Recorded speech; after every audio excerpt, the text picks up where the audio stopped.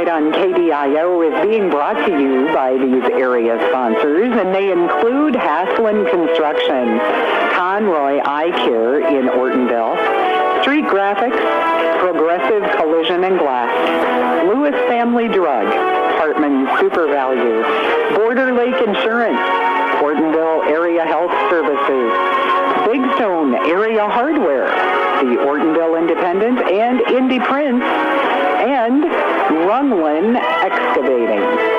Thanks to our sponsors for making our broadcast possible for you this evening. And in the heat of day, we headed up to Trojan Field, and we'll send it out to Adam DeShiel and Russ Minahan.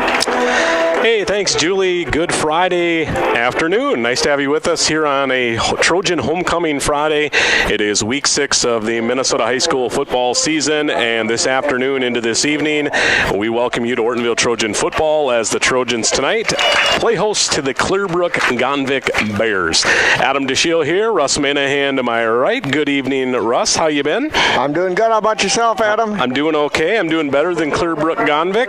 I believe on my Yahoo Google Maps, it was the 212-mile drive, the shortest distance. So I believe, as their video guy said, about a 4.5-hour trek. They come to Ortonville on a 90-degree Friday afternoon here on October the 3rd.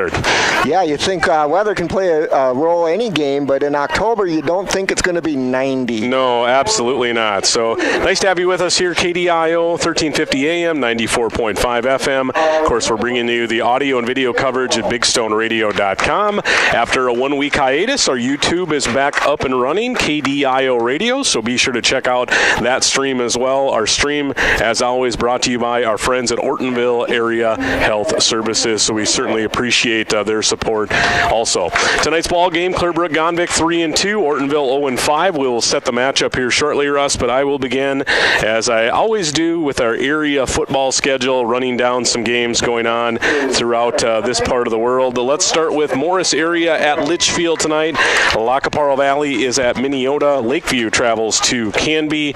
In other action, McCray at Dawson Boyd. Breckenridge at Lake Park Audubon. Minnewaska goes to Sauk Center. Montevideo is at Dassel Colcado. Parker's Prairie on the road at Ottertail Central. In other action, Browerville Eagle Valley at Ashby Brandon Evansville. Also tonight, Long Prairie Gray Eagle at West Central area.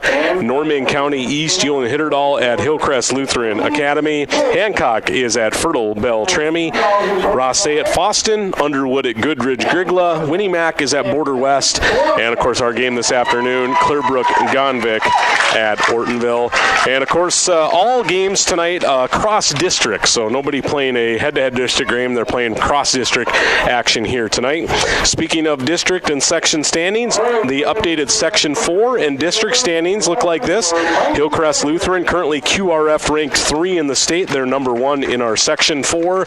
Border West sits 2nd. Rossay 3rd. Hancock 4th. Underwood is 5th. And Ortonville comes in at number 6. For Clearbrook-Gonvick, Section 6 is their section. They also have 6 teams. And, man, Russ, this one's tightly packed. They actually have 3 teams at 3-2. Fertile Beltrami, Foston, and Clearbrook-Gonvick. And Black Duck is 3-3. So actually 4 teams with 3 wins. And then they have Norman County East, Ulen Hitterdal, and Kelleher North Home, both at 1-4. So we're starting to get a little better feel for kind of how the section's going to shake out.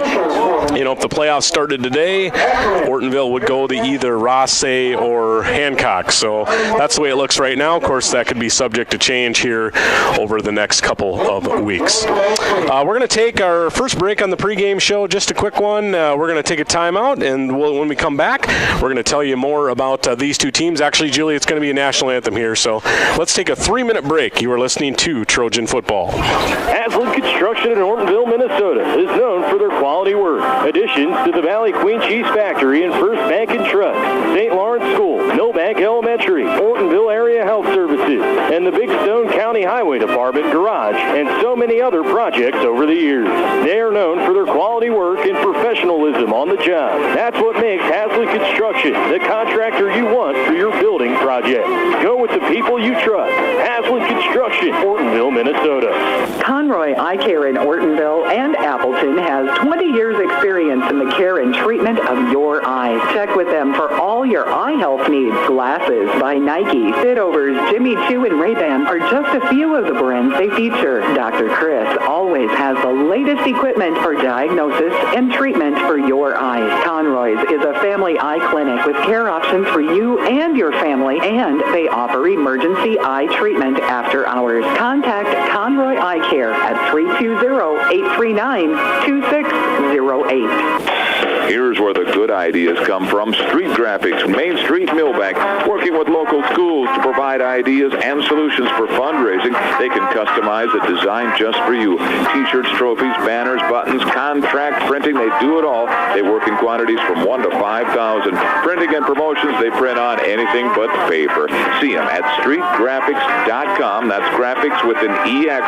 Main Street, Millbank, South Dakota, streetgraphics.com. Lewis Family Drug is your one-stop location. In addition to quality prescription and non-prescription drugs with free delivery, Lewis has a huge selection of everyday basics and name brands and specialty items, always at affordable prices. They carry seasonal items, fabrics, crafts, and groceries. Shopping at your local Lewis Drug is more simple and more rewarding than ever. Download the Lewis mobile app to add on-the-go convenience to your errands. Lewis Family Drug, everyday savings close to home. Hi, this is Steve with Progressive Collision and Glass. Everyone wants their car looking great. Let my experienced staff at Progressive Collision and Glass help you. Whether it's accident damage, a cracked windshield, hail damage, or you just like your car cleaned and detailed and looking its very best. Did you know that we will even pick up your car and bring it to the shop for the needed repairs and detailing?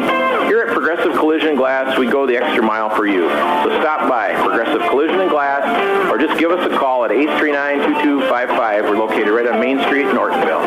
I have 30 seconds to tell you about the specials this week at Hartman Super Value in Ortonville. But what I'd rather talk about is their Red Tag Inflation Busters. Oh my gosh, it's a revolution. 2,000 plus Red Tag Inflation Busters across the store. Produce to pantry, dairy to deli. No other store protects your budget on this many products. Get into Hartman Super Value in Ortonville and check it out. It's serious savings for hard-working families. Hartman Super Value open 7 days a week, and there's no food sales tax in Minnesota. 6 minutes before 5 at KDIO. We are on the pregame show for tonight's Trojan football game. We'll send it back to Adam and to Russ. Thank you, Julie. Welcome back. Ortonville Trojan Homecoming 2025. Working on 90 degrees here just prior to kickoff. Let's tell you a little more about the two teams. And tell you what, I don't know anything about Clearbrook-Gonvick other than they're 3-2, and they had a 200-plus mile drive. Again, they're out of Section 6 9-man, and they are District 9 West in that North Division. They started the year 2-0 with wins over Winnie-Mac 42-12, Badger Greenbush Middle River 20-0, lost to Border West at home on September 12th 20-8, won over Norman County Eastland Hitterdall 40-18 on September 19th week 4, and then played a really good Kitson County Central team, lost at home 21-8. They still have 2 remaining home games, by the way. After this week, they'll wrap up their season with back-to-back home games versus Boston and Fertile Beltrami. For the Clearbrook-Gonvick Bears, they're in their road whites today. Russ, good day to have road whites on, I would say. Absolutely. I wouldn't want to be in those Trojan black jerseys tonight. No, not at least for the time being anyway. So all road white tops and bottoms, black numbers and letters, black helmets with a little bit of yellow and maybe obviously some white trim along those jerseys as well. Clearbrook-Gonvick head coach is Casey Kurlick, assisted by Tate Macy, John Gerloffs, Nick Bodensteiner, and Mickey Lindgren. For the Ortonville Trojans, 0-5 on the year, most recently in action up in Ulen last Friday. Had a good first half, down just 14-8, but the game opened up in the second half for Norman County Eastland Hitterdall as they would go on to win 44-8. Trojans, 0-5 with losses to Warren, Alvarado, Oslo, Underwood, Rosse, Hancock, and as I mentioned last week, the Titans of Norman County East, Ewen Hitterdal. Ortonville, as Russ mentioned, in the mostly all blacks, black pants, black jerseys, have some orange shoulder pads, orange stripe down the sides of the legs with white numbers and letters, orange and white trim with those black helmets, and the big orange O on the top as well. Trojans coaching staff, it looks like this. Head coach is Matt Fellows, assisted by Trevor Keller, Jackson Athey, and Josh Lee. We talked about injuries a lot. Looks like Chase Lovegren, maybe the quickest recovery from a broken collarbone in the history of mankind. I believe he was hurt like 5 weeks and a day ago with a broken collarbone. He was in uniform in warm-up, so I will hope to see him back on the field. That would be a big addition for the Trojans on, I believe, both sides of the ball. And it looks like otherwise they got through last week pretty unscathed, so I think they should be good to go health-wise, which is, knock on wood, so far that's been a pretty pleasant surprise to just not see a lot of injuries throughout the season. Let's see, I believe Ortonville won the toss. You can remind me here to won the toss? Ortonville won the toss. They elected to defer for the second half. So they will kick with the wind, I believe, probably at their back here a little bit. Although it's kind of all over the place, but southwest, southeast wind, somewhere in that range. So Ortonville will kick. The Bears will be set to receive. And Russ, I'll give you the first quarter play-by-play. Take it away, my friend. All right, thank you much. Trojans lining up to kick off at the 40-yard line. We got Gouge and Ostinia back to receive for the Bears. I believe that's Hernandez to kick for the Trojans as we're ready to go.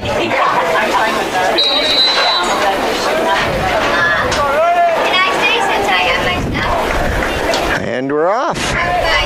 Decent kick, takes a bounce, fielded at the 20-yard line.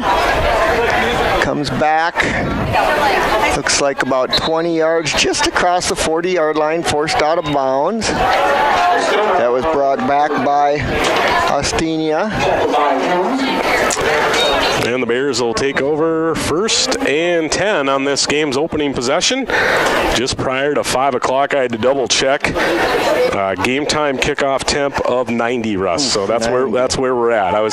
I do recall a game a few years back up in Underwood. It was an early season game, and I think it was 88 at kickoff. And that's probably the warmest I can recall a Trojan game at kickoff in my time doing games anyway. Looks like we got Krulik at quarterback, fakes the handoff, drops back to throw, and pulls it down to run. He's got 5 yards and scoots out to the sideline. Looks like he might have got about 12 yards on that play. Yeah, looking to throw downfield. Good coverage, nothing doing, so he tucked it and ran.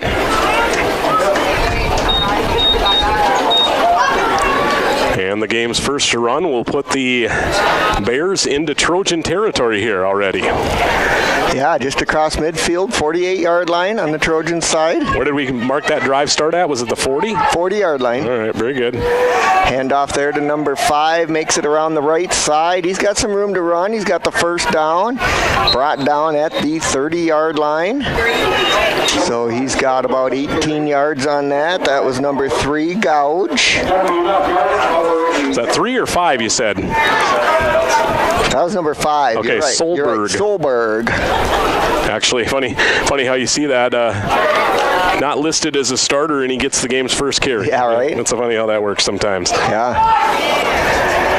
Single back again for Krulik at quarterback. There he gives the ball to number 3. Comes around the left side. He's got some room to run. Breaks a tackle. Nice run. Broke a couple tackles there, and I believe he's going to have enough for the first down. About 17 yards there. Plenty of blockers in front for Gouge. Looked like maybe one of the edge guys got away with a hold, but they let the play go on, and the Bears are not messing around here. They're marching right down the field early in this ball game. Down to about the 13-yard line, 1st and 10. Krulik at quarterback, hands off. Another running back, number 33, goes up the middle. It's inside the 5. Good gain. Erickson on the carry there. Not a gain of 10, very close, and looks like they are going to give him first and goal from the 3-yard line. So about a 10-yard gain on that.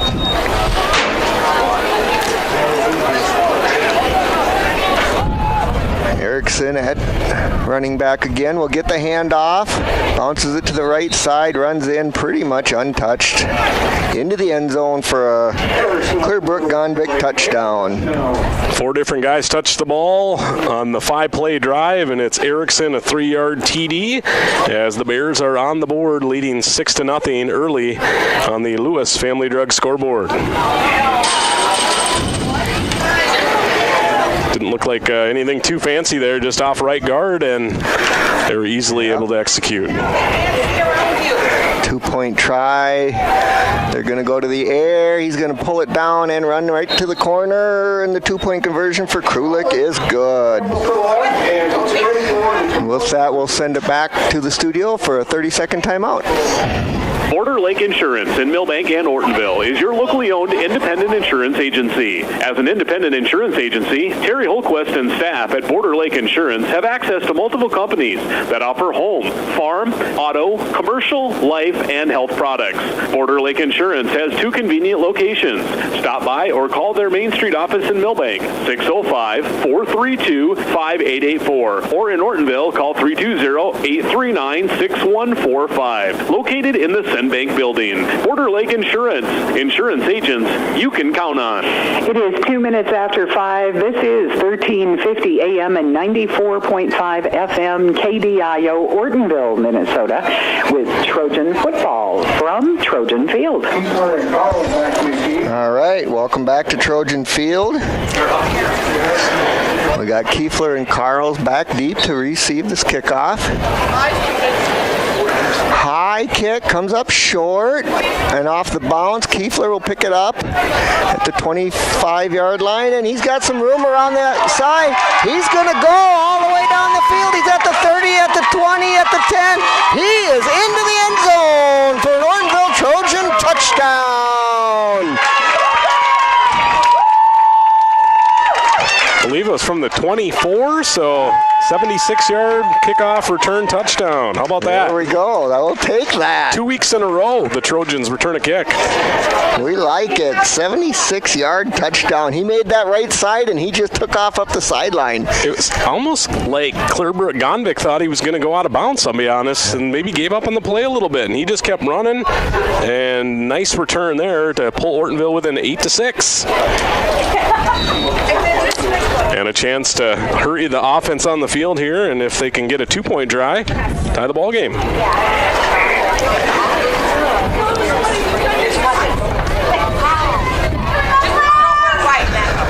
All right, Trojans lining up. 2-back set. It's like Yankee is the back with a wing back.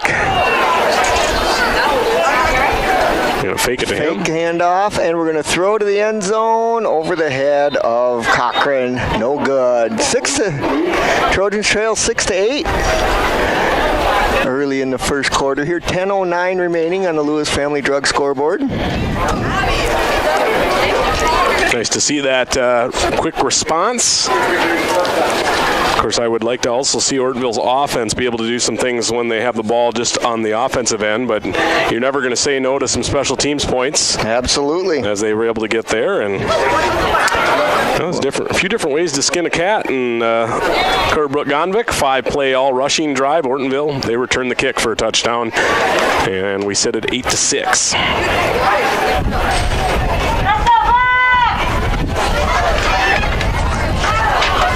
Trojans will look to kick off left to right again.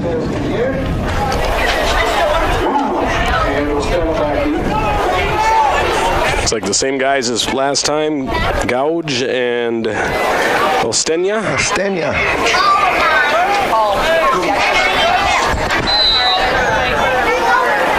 There's the kick, squib kick along the ground. Ostenia picks it up, heads to the middle of the field. Got a return set up to the far side. He goes with it. And he's taken down at about the 38-yard line. Yeah, not a lot there. Pretty good coverage by the Trojans. Yeah, all he got, the yardage was sideways. Pretty much. I think he picked it up at the 26, out to the 37, 38, right in that range. Yeah, they're putting it at the 38. Looks like Clearbrook-Gonvick, although they've looked to throw the ball once for sure, man, they were able to run the ball with ease in that first drive. Let's see if they continue to go on the ground here. Did you hear that? By the way, it's Googe, Russ, not Gouge. Googe. Googe, okay. And a handoff right up the middle. Got about 8 yards. Another running back, number 9, is Yessen. Listed as a starter earlier, but first touch of the game. They've already had 5 ball carriers in this first quarter. Yeah. So they're going to make us announcers, I guess, work for it a little bit. 2nd down and 2 at the 46-yard line.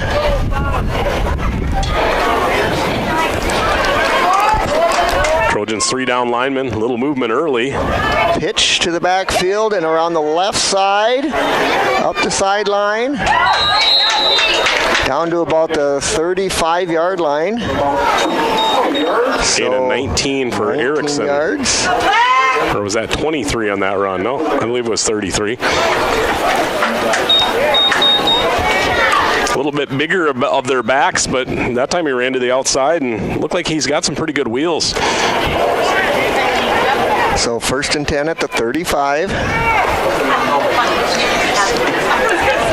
Erickson in the backfield again. Krulik, the quarterback, fakes the handoff, rolls to his right, looks to throw it down the field. Caught downfield, number 3, Googe. He was wide open, but actually the ball was underthrown. He was laying on the ground, caught it on his back. But nice catch there.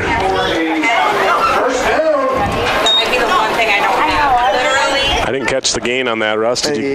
He's at the 15-yard line, so about a 15-yard gain. Okay. Probably would have been a bigger play if the throw was a little more accurate, but still, first completed pass of the ball game goes to the Bears, and they're marching again. Handoff here to Erickson, up the middle, off to the right side, and he's tackled. Big collision there between him and Ortonville lineman number 45, Trojan Jones. Erickson didn't really have anywhere to go, so he basically just ran right through him, and he did so to a tune of about a 7-yard gain. 7 yards will bring up 2nd down and 3. Erickson gains of 10, 3, 19, and 7 on his first 4 touches. That's pretty good. Yeah, he's tough to bring down. He gets moving. Yep, he's the deep back in their pistol offset backfield here. Handoff here. That's Solberg, I believe. Number 9. Upman Solberg. Or is that 9? Excuse me. That's 9. Yep, that's Scene. He got about a gain of 4 and a first down. For a first down, yep.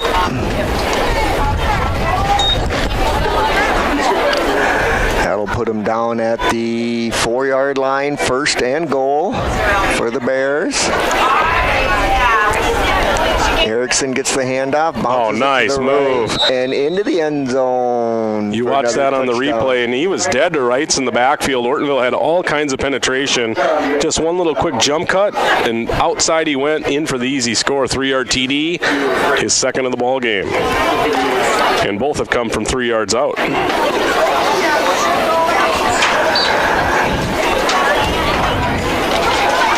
So the Trojans struggling to stop that running. Yeah, big time.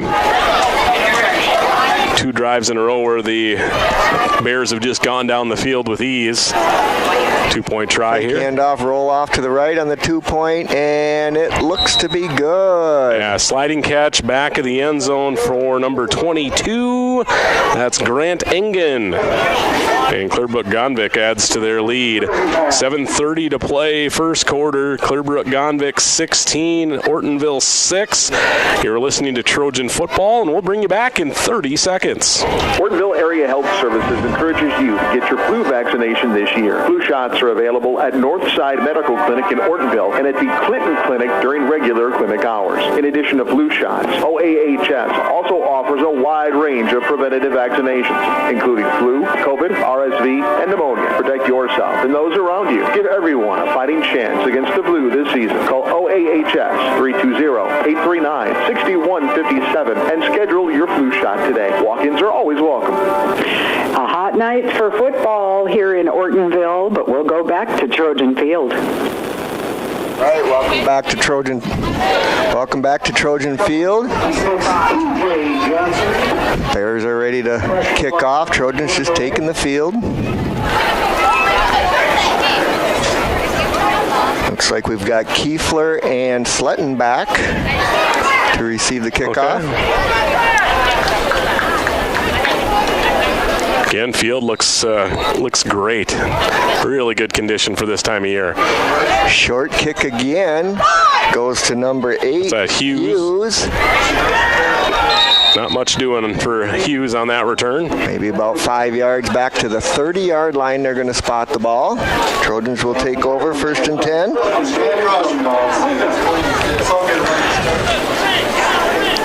Going to start the drive from their own 30-yard line here, trailing by 10. And feels like we've been going for a while, and this is the first offensive touch for the Trojans tonight. Yes, it is. Yep. I actually spotted it back at the 29. Okay, 29, yep. So we got Yankee in the backfield. Takes the handoff up the middle. Had a couple yards to run, but down to about the 30, maybe picked up 1 yard. Lost the ball at the end, but I think he was down. Yeah, the near side line judge immediately whistled him down. Looked like a play that had some potential to gain some yards, and there was some good late closeouts by the Clearbrook-Gonvick defense. And Yankee took a pretty big hit. Yeah. 2nd down and 9 at the 30-yard line. Yankee the only setback. 2 wide receivers right, 1 left.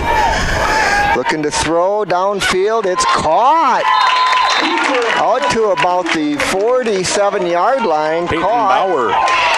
Peyton Bauer. Nice reception there. Gain of 16. Bauer did not play last week, so good to see him back in uniform. He's a tight end, but he's got some good length, good size. Definitely has more of a receiving tight end look to him than blocking tight end, and that was a nice little fake kind of option. Then set your feet, zip the ball downfield, able to make the completion. So the Trojans set up 1st and 10 at the 46, just shy of midfield. Hand off to Yankee, hit in the backfield, nowhere to go. Tackle for loss, number 42, Braden Benson, 5'11", 200, playing in that interior D-line.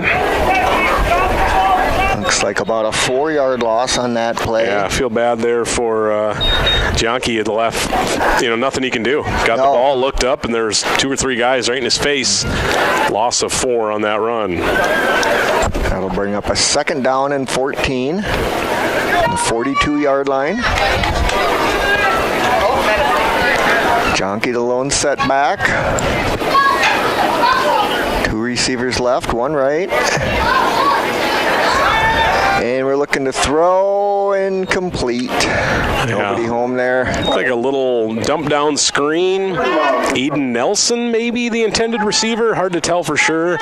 But nobody real close to that ball as it goes incomplete. And that'll give Ortonville a 3rd down and 14. I like that play call there. Clearbrook-Gonvick has shown here early on. They want to go to the ball, but you still got to execute. Yeah, you got to make that completion. Yep. Like the Receiver might have gone downfield when Kiefler thought he was going out. So not a great spot here, 3rd and 14 for the Trojans. Kiefler drops back to throw, will scramble to his right and launch it down the field. Picked off by the Bears, number 22. He's going to run it back quite a ways. Little stiff arm there on Kiefler and back across the 30-yard line. Over a 40-yard return and an aggressive stiff arm, almost looked like a face mask at the end of the play. Yeah, they are talking here. There is a flag on the play. Okay. So they're spotted right now at the 27-yard line, but they're talking about this penalty. Trojan down on the field as well. Was who was the number on the interception? Was it 22? 22. Grant Engen. Grant Engen, yep. Starting DB. Still will be a turnover, but will push the Bears back a little bit, I do believe. Yeah, I think they called a personal foul back 15 yards. Okay. We'll back them up to the 48-yard line. However, it's the Trojans' side of the 48. Yeah, still very good field position after that nice return, even if it was pushed back a little bit at the end. And Clearbrook-Gonvick, another shorter field. This by far their shortest, as they'll start at the Ortonville 48. Their first time starting in plus Trojan territory with 4:57 to play here in the first quarter.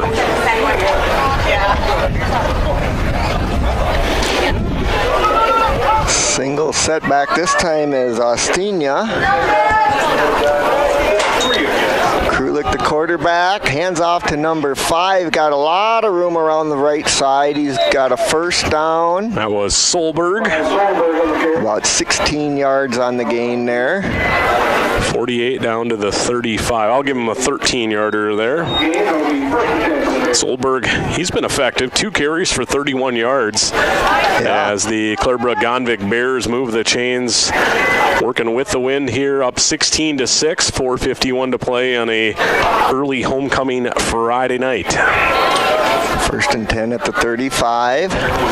Fake handoff, and they're looking to throw down the field. It's caught by Engen. Caught it inside the 5-yard line. Nice touch there, going with that wind, and it's going to set up an and goal situation on a 31-yard pitch and catch there. Kralik throws a nice ball, I'm telling you. Yeah. Engen didn't get the pick six return, but they tried to give him maybe a play down the field where he could get a touchdown receiving, but instead it'll set up the Bears knocking on the door again here. Quick snap. And there's number 6, Ostina, into the end zone for the Bears for their 3rd touchdown of the game. Ostina, a 3-yard touchdown. Now we'll call it a 4-yard TD, I guess.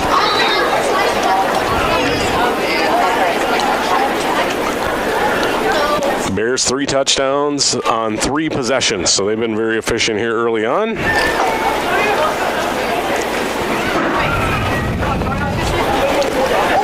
And they get some points off the turnover as well.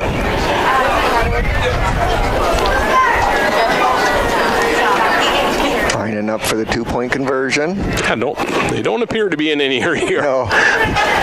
Krulik at quarterback, takes the snap, looks to throw, rolls to his right, into the end zone. It is caught. Number 23, that would be Hagman for the 2-point conversion. Just a quick little set to your feet, flip the ball into the flat. That was a nice throw. Clearbrook-Gonvick adds to their lead, 24-6, Russ. 24-6, and we'll head back to the studio for a 30-second break. Big Stone Area Hardware in Ortonville may be our small-town hardware store, but they have one of the largest Milwaukee tool selection for miles around, even more than the big box stores. Whether you're a contractor or a do-it-yourselfer, Milwaukee Tools get the job done, and Big Stone Area Hardware has them. From bare tools and batteries to tool and battery combos and all the accessories that go with them. See Big Stone Area Hardware for your next Milwaukee tool. Open Monday through Friday, 8 to 5:30, Saturdays 8 to 4, and Sundays 11 to 3. 20 minutes after 5, it's still 90 degrees as we go back to Trojan Field. All right. Just got the kickoff off. Kiefler takes the ball at the 20. Off to his right. Got about 12 yards on it. We'll see where they spot it. They're going to give him a good spot. Trojan down on the field. That's Trojan Jones, he's had a couple of times where it's been tough to get up. He's been beat up a little bit early in this game. With a stoppage here, a reminder that we will bring you a KDIO Coach's Corner tomorrow morning. You can catch the program at 9 a.m. I believe we should have all three Trojan coaches appearing on the program. Ortonville head football coach Matt Fellows, head cross-country coach Lynn Keller, and I believe Becky Reek will be on to talk some Trojan volleyball, coming off a win over at Lacaparo yesterday, so that'll be good. Coach's Corner tomorrow morning at 9 a.m.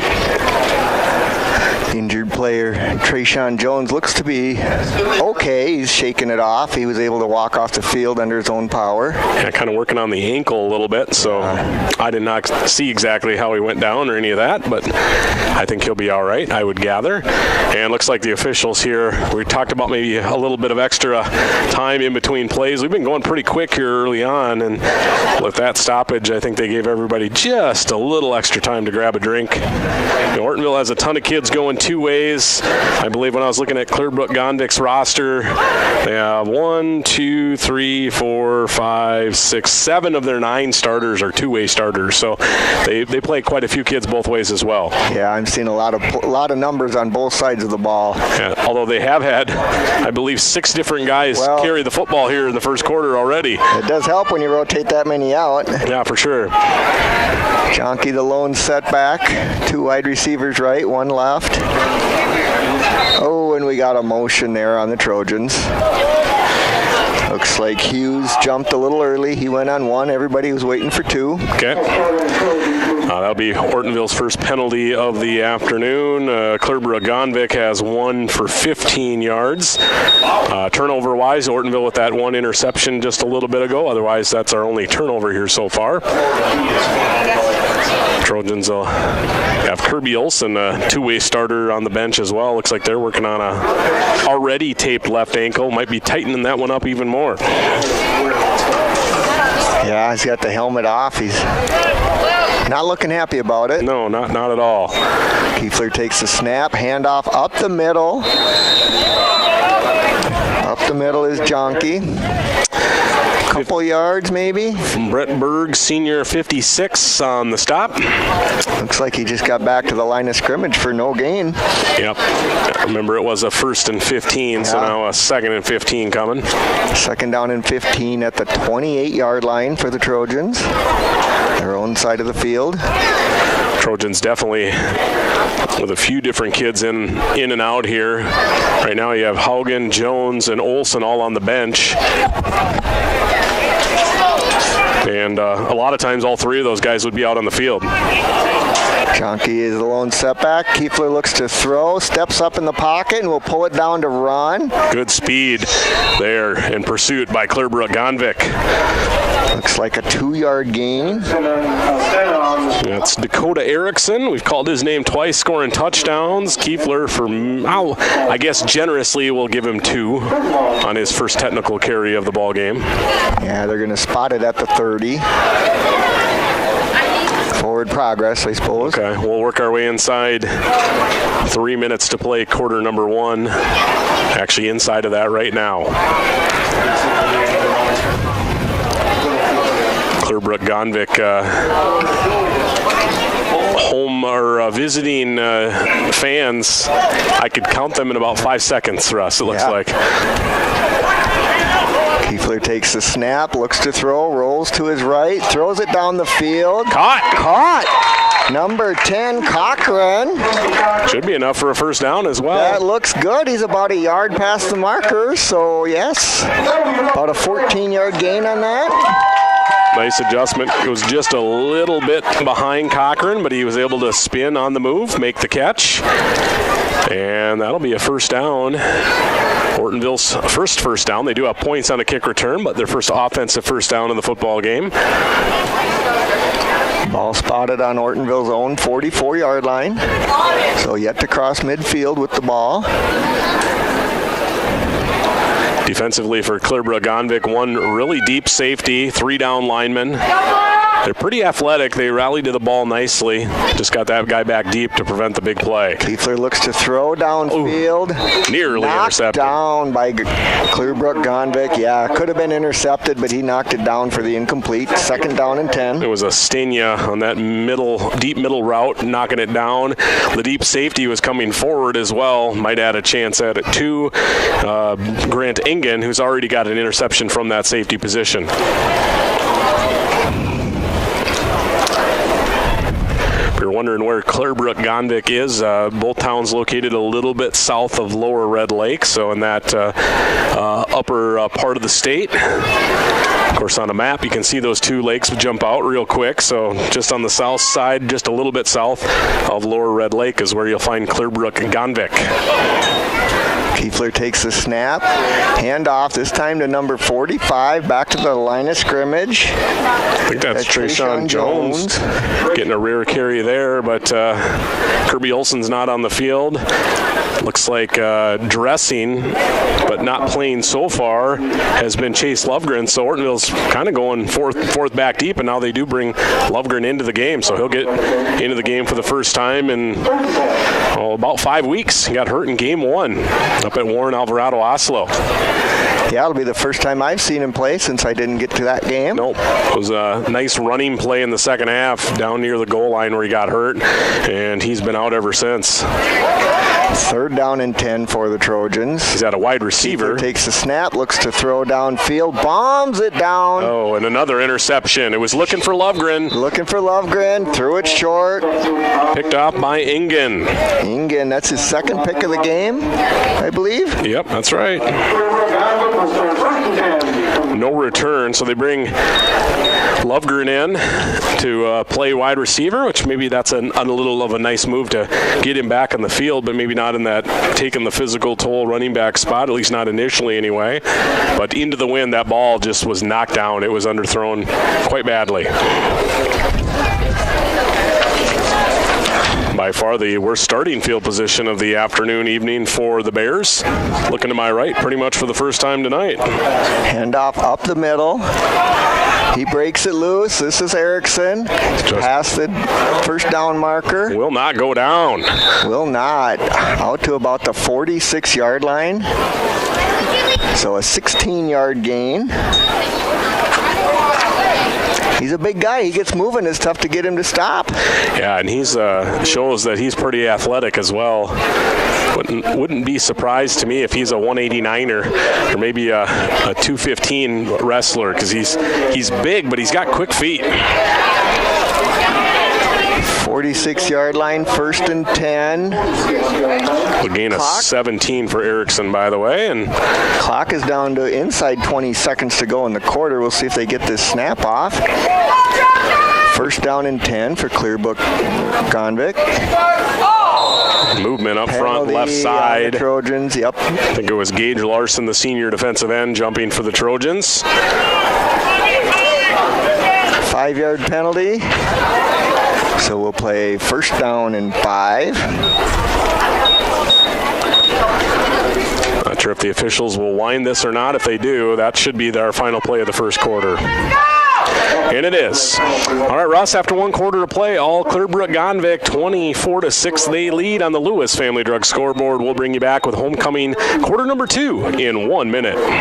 Hi, this is Mike with the Ortonville Independent. When quality and creativity matters, trust the name that's been delivering for years. The Ortonville Independent and Indie Print.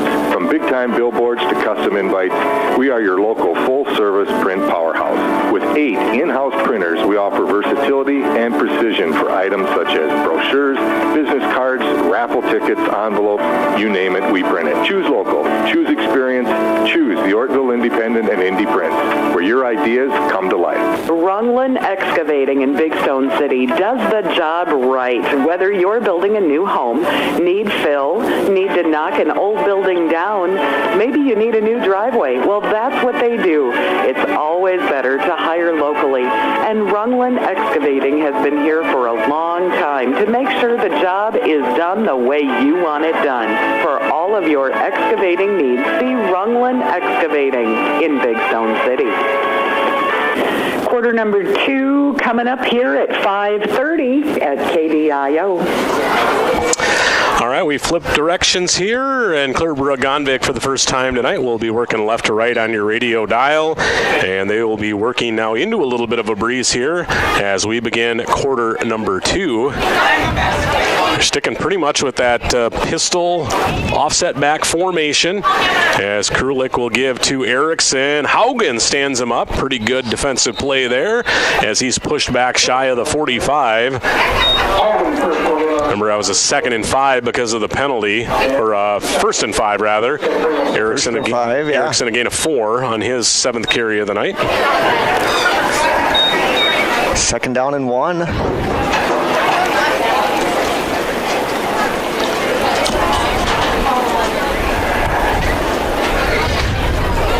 Clearbrook is across midfield here at the 45-yard line on the Trojan side.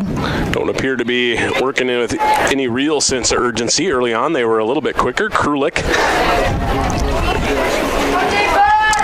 will lead the Bears ahead here, a 2nd and 1. Wing left, 2-man backfield. They'll give it to one of the up men. Nice cut, 1st down inside the 40, getting tackled by the Trojans. That was Yasen, number 9. Gain about 8, it looked like. And the Bears will move the chains, 1st and 10. Driving here, early 2nd quarter, leading 24-6 and looking to add to it on the Lewis Family Drug scoreboard.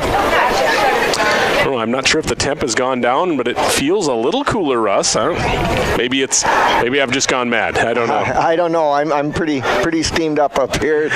Well, I'm still warm, but it feels like it's not quite as warm as it was earlier. Okay.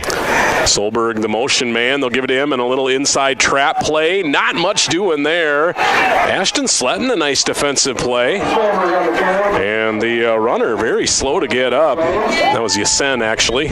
Or no, number 5, excuse me. Number 5. That was Solberg. I had it right the first time, and then I tried to change my mind. He'll gain 3.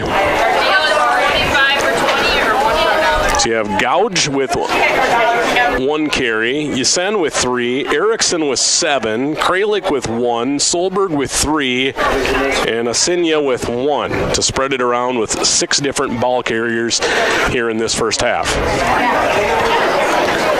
Thought maybe you'd see that throughout the game, but maybe not quite this early. Little pitch, ball on the ground, falls forward. Kralik actually goes, picks it up, has time to run forward, somehow gets a 1st down. Somebody for the Trojans needed to find that football. Instead, it's going to be a 1st down gain for Kralik on a broken play. Gain of 10 yards, actually, is what it ends up being on a very odd play there. But sometimes when things are going your way, I guess they're going your way. Yeah, he didn't even fall on it. That's probably what they're taught is just to fall down on it. But he picked it up. No Trojans even close, so why not? On a play in the backfield like that, I would say for sure. Motion man is Gouge. They'll run behind him. They'll pitch it again. Nice little outside run. Astenia. He's got some running room inside the 20. Ripped down out of bounds finally by number 15 for the Trojans. That was Aiden Nelson on the tackle. Gain of 10 for Astenia on his 2nd carry of the football game. That's going to move the change for another 1st down. I guess defensively what it makes you do is it keeps you guessing. You can't just go, you know what, they give the ball to Gouge every single time. You know, he's their bell cow back that touches it 25 times. That is definitely not the case. They rotate their running backs, their offset fullback, and their wing, and they all can touch the football. Right up the middle, running room for Astenia, working his way forward. Can't get him down. So he's down near the 5. I think we'll call him at the 6 and a gain of 8. Flag comes in on the end of the play there. Okay. Kind of a little bit of a rugby scrum push the pile thing going on at the end. So let's see if maybe there was something a little bit late. It's a personal foul face mask on Ortonville. So we'll tack that on as, well, just half the distance. So it'll end up costing Ortonville only about 3 yards of field position, which not that big a deal.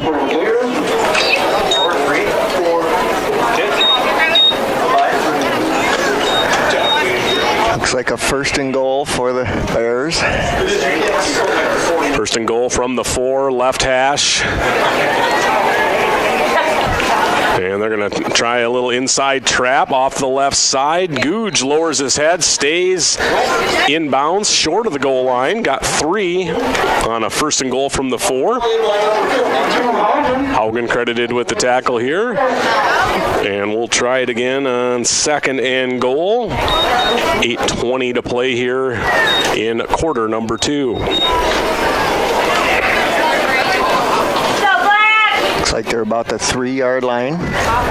Erickson had been their bell call back the first couple drives. I don't even know if he's been on the field, so they might be maybe working towards some other guys here. Yes, looks like going to be a fake handoff, run near side, spinning his way forward into the end zone is Googe for the 1-yard touchdown. Nothing fancy there, just needed a yard, and they did enough blocking-wise to get it with 8 minutes to play here in the first half on the Lewis Family Drug scoreboard, 30-6.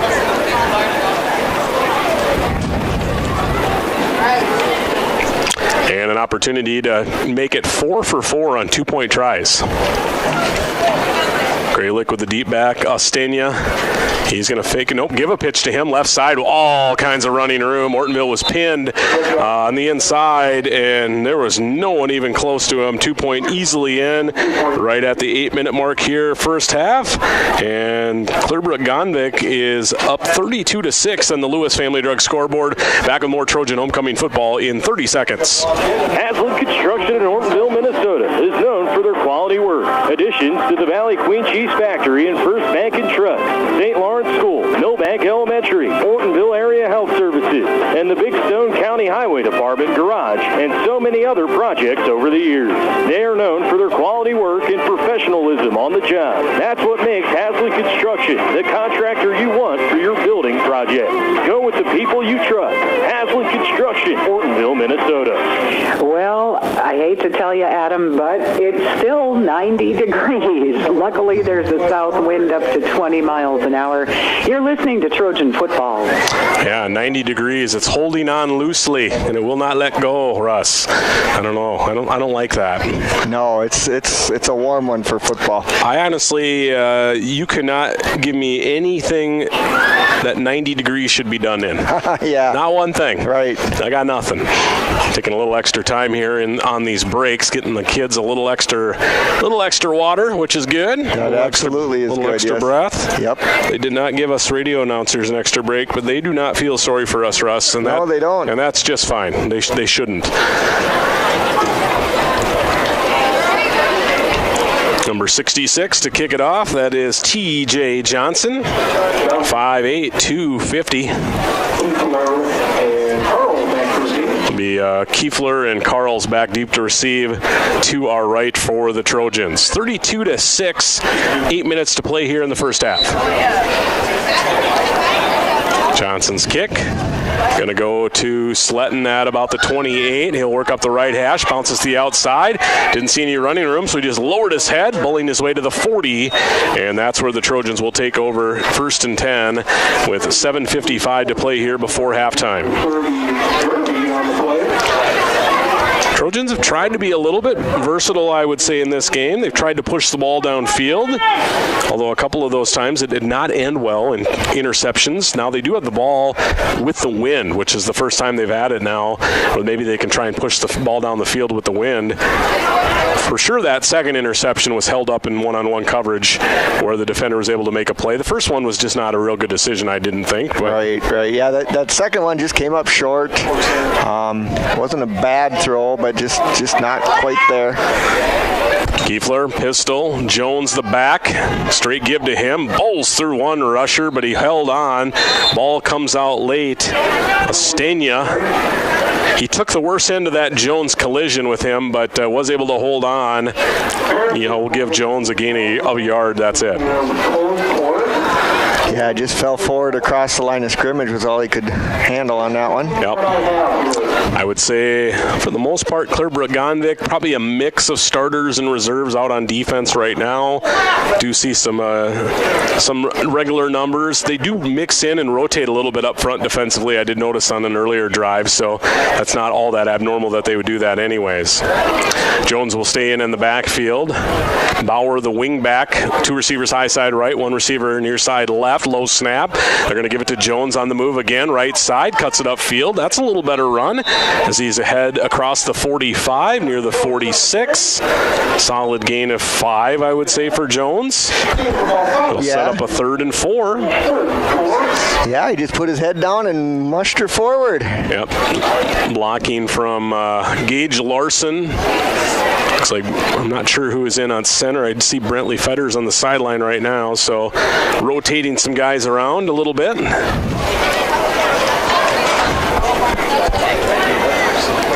Taking a lot of time in the huddle here, trying to get that important 3rd and 4 play call. Looks like Aiden Nelson is on the line. Center is Alex Carls, number 50. As Kiefler goes under center, going to roll out, and he is taken down in the backfield. Not fooled was number 20. That's Ashton Cherness. First time we've called his name. How about this kid? 5'10", 200-pound freshman. Starter on the D-line. And he's going to take, I thought that was a nice little play call there, but he made a nice individual play. Loss of 3. Yeah, he just busted through there, and when Kiefler turned around, he was right on top of him. Now a little more of a decision here. You do have the wind at your back. Looks like Clearbrook-Gonvick putting a guy back deep, so maybe thinking kick. Ortonville, though, is also down 32-6, so maybe at this point you just go for it. Looks like they're going to maybe use a timeout here. They're looking to the sideline, not sure what to do. And before the punt, it's going to be a timeout. 5:21 to play first half. Ortonville with a 4th and 7. It's 32-6 Clearbrook-Gonvick. We'll bring you back in 30 seconds as you are listening to Trojan Football. Conroy Eye Care in Ortonville and Appleton has 20 years experience in the care and treatment of your eyes. Check with them for all your eye health needs. Glasses by Nike, Fitovers, Jimmy Choo, and Ray-Ban are just a few of the brands they feature. Dr. Chris always has the latest equipment for diagnosis and treatment for your eyes. Conroy's is a family eye clinic with care options for you and your family, and they offer emergency eye treatment after hours. Contact Conroy Eye Care at 320-839-2608. This is KDIO Friday evening football because it's early and it's still light out as we go back to the second quarter. Well, Julie, I'm disappointed. Russ, we have breaking news. 88 degrees in Ortonville. Ooh, it's cooling down. We did it. Yeah, we did it. We are under 90, but unfortunately for the Trojans, they're down big. And it looks like they are going to punt, or at least line up to punt. Kiefler to do the punting, movement early. Gage Larson lined up on the line. Got up and out of his stance a little quick. Trojan penalty number 4. Only 18 penalty yards, though, with those 4 penalties. Got one more day of heat, and then looks like, I believe, actually frost and freeze warnings already next week in some overnight temperatures. Well, it's October. That's coming. Yeah, and that's okay because the bugs need to be knocked back a little bit. Yes, they do. Yeah, they've been pretty bad. All right, we'll try this again here. Bad snap, absolutely no rush from the Bears. Kiefler able to get off the punt, riding the wind, goes down to a knee, muff punt, and it's going to be fallen upon by Hughes. That one went right off of Engen's chest plate, just bounced right off, nothing he could do, and it's technically a punt and a fumble recovered by Ortonville. And Hughes was standing right there. He was right. He was right there. You're right. Fell down on the ball, and it's Trojan's ball, first down at the 30 on the Bears side of the field. Yeah, how about that? So a punt and a fumble, first turnover for Clearbrook-Gonvick. So Ortonville will get the ball right back. I mean, that's how the result of every punt. You'd punt on every play. As they absolutely got about 40 yards of field position gained there. 5:10 remaining in the first half, and they will start at the Clearbrook-Gonvick 30-yard line. Pistol, 2 receivers to each side, a balance set here. Kiefler looked to throw, steps up in the pocket. He's got Lovegren. Oh, off his fingertips, stretched out, looking to score. It's a perfectly thrown ball. I think the wind that time, kind of like the punt, just grabbed it a little too much. Yep, the wind pushed it right off his fingertips. It was there, but just a little too much on it. And on the coverage was Brady Hagman, and he was burnt. The safety was not able to get over. Kind of that's a loud incompletion is what that is after it's all said and done. Nothing gained. And we'll go back to 2nd and 10. I do see Fetters back in at center. Nelson and Larson are the guards. Bauer right now, the left tight end near side. And they're to 2 wide receivers, high side, running Jones. Met in the hole, going low. Nice tackle there by Wyatt Yassen. Otherwise, that might have been a pretty good run. There was not a lot of other support there. Yeah, he got just across the line of scrimmage for a yard on that one. Yep, Jones just for a 1-yard gain. 2nd down and 9. Ashton Sletton, he'll bring in the play for Ortonville. One more home game, that's next Friday. Border West taking on Ortonville. And then Ortonville will go to Fergus Falls MEA Week Wednesday night. That I believe it's October 15th, I believe. For certainly 4-down territory here, 3rd and 9 from the Clearbrook-Gonvick 29. Flush from the pocket, now looking to run is Kiefler. Got around the first guy, and he'll go out of bounds near the chains. Chased out of bounds by Carter Ballard, a D lineman. We'll have to check the spot. I think he was a little bit short. A little bit short. He must have stepped out of bounds there. Hard to see from our vantage point. But yeah, it was a 4th and 9, and looks like we're going to set up a 4th and 2 here. So about a 7-yard gain for Kiefler. 4th and a long one, close to 2 from the just inside the Clearbrook-Gonvick 22. So we'll say the 21-yard line. As Martino Cochran will bring in the play, the freshman for Ortonville. Trojans do have a touchdown, but it was a kick return touchdown, so they've not scored on offense here in this first half. Threatening there off of a Clearbrook-Gonvick turnover, but they'll have to convert on a 4th and 2. Little rollout fake handoff. Good play. 1st down yardage. Kiefler out of bounds just outside the 10. That was a well-designed play. And it's going to net Ortonville a conversion on 4th down.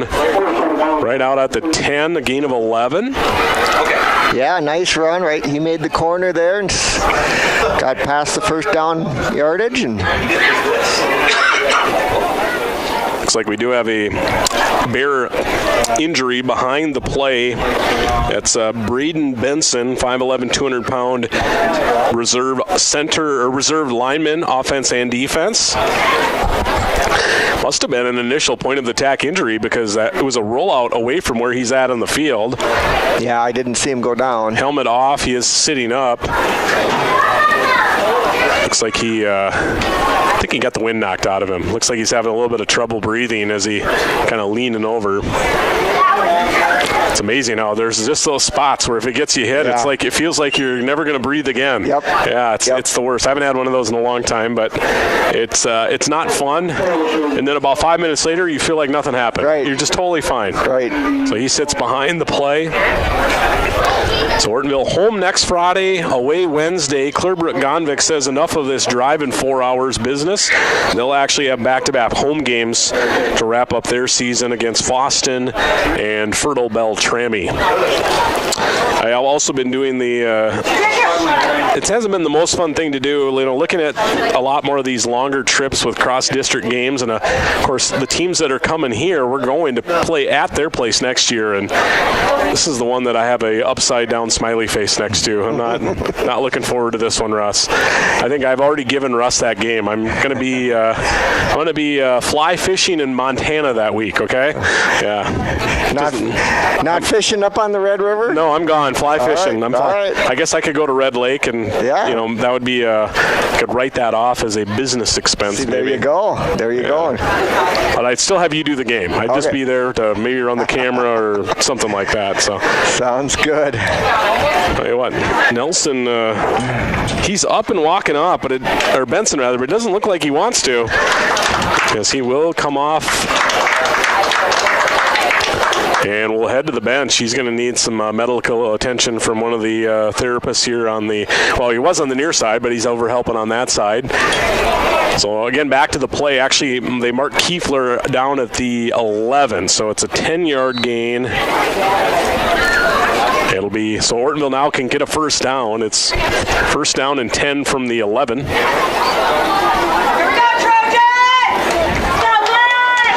Trailing 32-6, 4:04 to play, trying to get an offensive score for the first time tonight. First down. Kiefler steps up in the pocket, slides to his left. He's going to run again, and he's going to be chased out of bounds near the 6. 5-yard gain. Carson Derby would be credited with the tackle. Closest guy in the area. Also 50, Carter Ballard.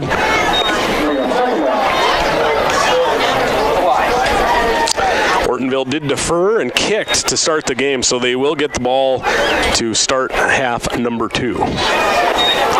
Now they're going to push that back to about the 7. So second straight play, I've had to change my yards gain to a 4-yard gain. Let's see if Clearbrook-Gonvick can wise up. Looks like Ortonville's decided Kiefler's legs are kind of been their best option here. He'll throw on second down, looking into the flat far side. Receiver Cochran never turned around. DB number 8 was Eric Larson. He was kind of the guy that had the eyes on that ball the most, but he couldn't get to it either. Almost feel like Kiefler saw that defense coming and kind of threw it away. Yeah, maybe. That's a dangerous play. You throw it out there when the guy doesn't go out, and sometimes you're seeing a guy run down the sidelines going the other way.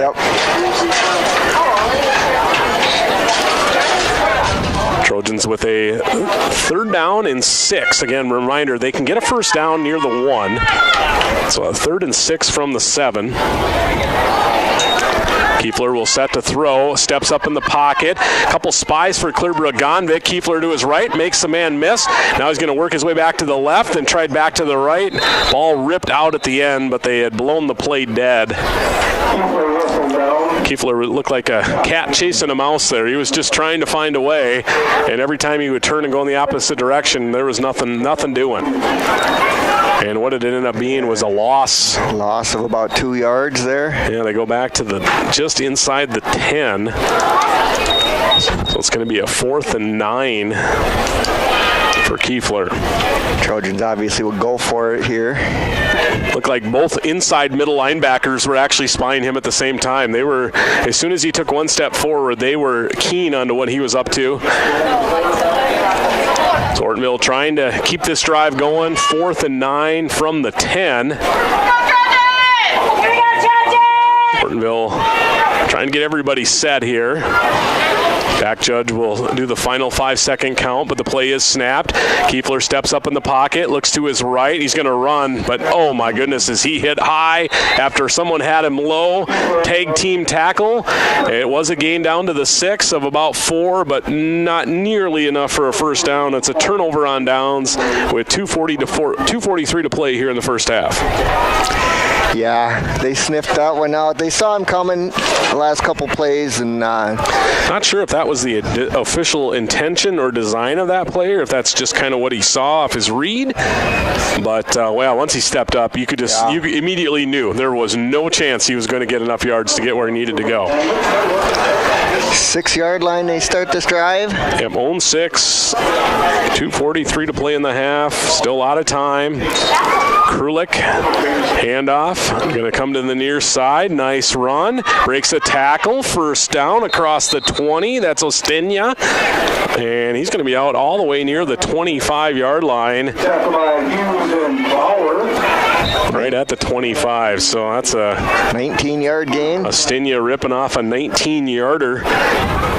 Looks like Jaden Rather might have been in on the tackle there as well. Number 46, among others. A reserve lineman playing up on the defense here.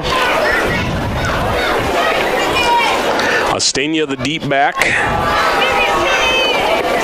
Googe is the left fullback. They'll try Ostenia again behind Googe, ducks it outside, and he's going to be out near a first down, plus some as he pushes the pile forward. Ball came loose, but looks like Clearbrook-Gonvick held on to it. 15-yard gain for Ostenia.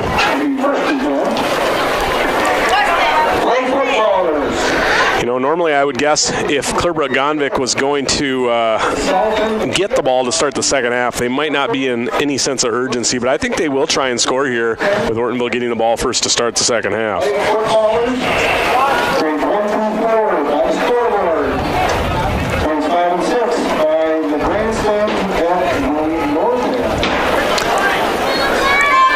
Ostenia and Googe, the backs. There's a wing back left, double tight end. And they will give it to number 9, trying the left side, staying in bounds. That's Sen. Gain of around 3 or 4 on the play. We'll say 3 for Sen. And let's see, it looks like now Clearbrook-Gonvick maybe not in any particular hurry. They're taking their time in the huddle with a minute 10 to go on the quarter. They're pretty efficient, I would say, as Kralik will stay in that pistol gun. Near side pitch, Ostenia watching blockers. Someone gets blown up. First down, and he cuts back, and now he's showing his speed. Inside the 30, 20, see ya. It's a 57-yard Clearbrook-Gonvick touchdown, and no flags on the field. Ostenia with a big run there, and a 57-yard TD for the Bears. 54 seconds to play in the first half. Yeah, he broke it. Patient run until he decided he wasn't being patient anymore, and he's got some good wheels. He showed some speed there. He got it. He got past that line of scrimmage, and he was gone. 38-6, and a chance to add to the Bear lead with the 2-point try. Well, I think they're going to keep this going. They're 4 for 4 so far on 2-point conversions. New number in, that's 30.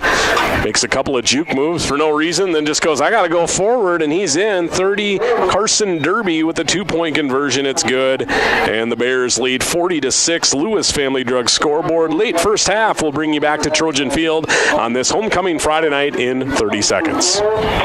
Here's where the good ideas come from. Street Graphics, Main Street, Millbank, working with local schools to provide ideas and solutions for fundraising. They can customize a design just for you. T-shirts, trophies, banners, buttons, contract printing, they do it all. They work in quantities from 1 to 5,000. Printing and promotions, they print on anything but paper. See them at streetgraphics.com. That's graphics with an EX. Main Street, Millbank, South Dakota, streetgraphics.com. Coming up on that would be 6 o'clock here at KDIO. And it is 88 degrees as we go back to Trojan Field. 88 degrees, 40-6, Clearbrook-Gonvick. The Bears will kick it off here late first half.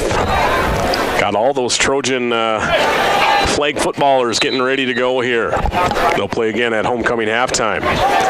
It'll be a short kick. Haugen at the 29. He'll cross the 30, 35 to the right side, angling to the pylon, 40, and works his way ahead near the 44.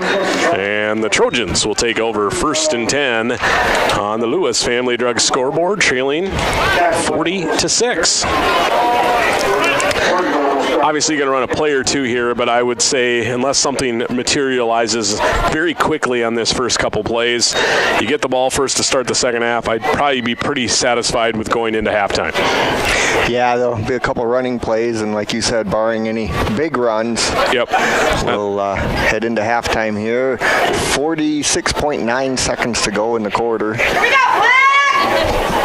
The no-see-em bugs are in full effect here in the press box. It's about the 5th one I've killed so far.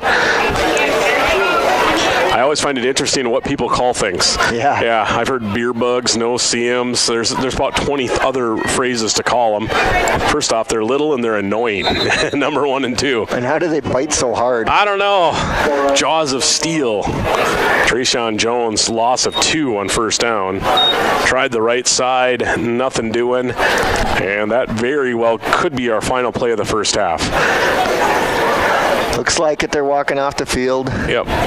Trojans are going to let it run, and with that, we're going to head to halftime. Clearbrook-Gonvick, a 4-hour-plus drive, and they've made the first half show that the bus was no matter for them. They lead 40-6 at the break.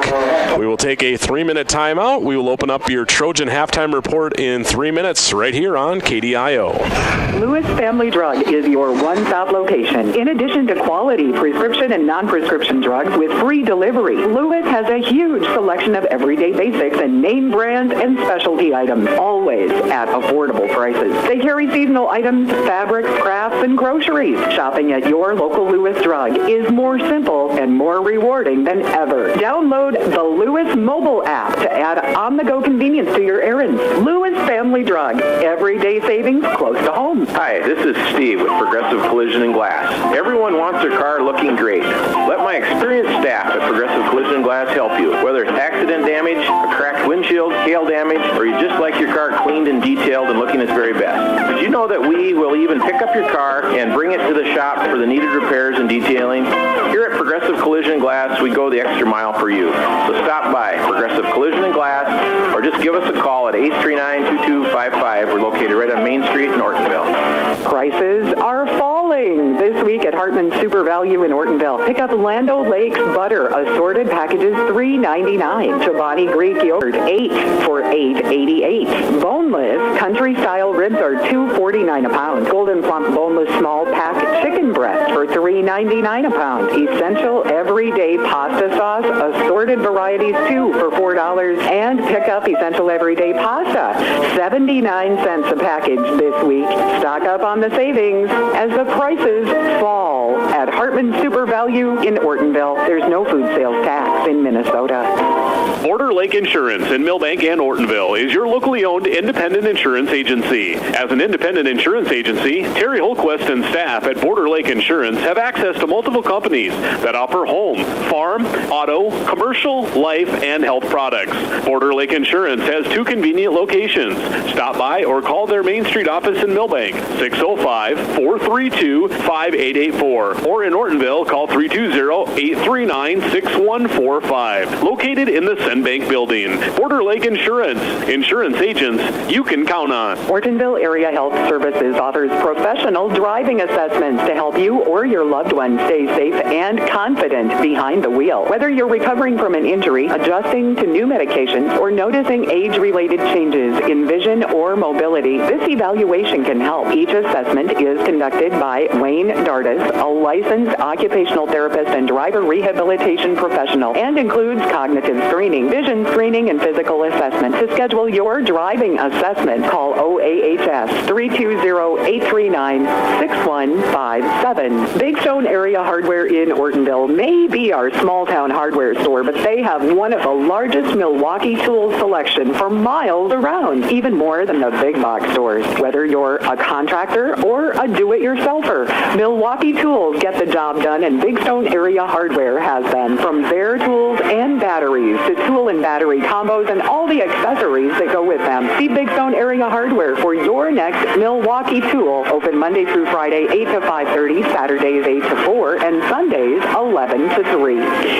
You are listening to 1350 AM and 94.5 FM KDIO, Ortonville, Minnesota, and streaming at BigStoneRadio.com on your Friday. And we will go back to Adam and Russ for our halftime update.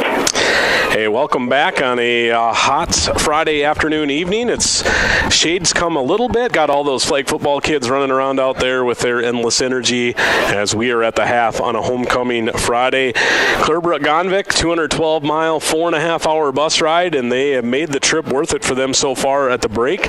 They lead 40-6. They jumped out to a 24-6 lead early on. Actually would lead 8-0 early as they would go to their main guy early on. That was Dakota Erickson. He would score on a 3-yard touchdown on their first drive, 2-point conversion good to go up 8-0. Ortonville, though, would answer with their first and only score of the first half.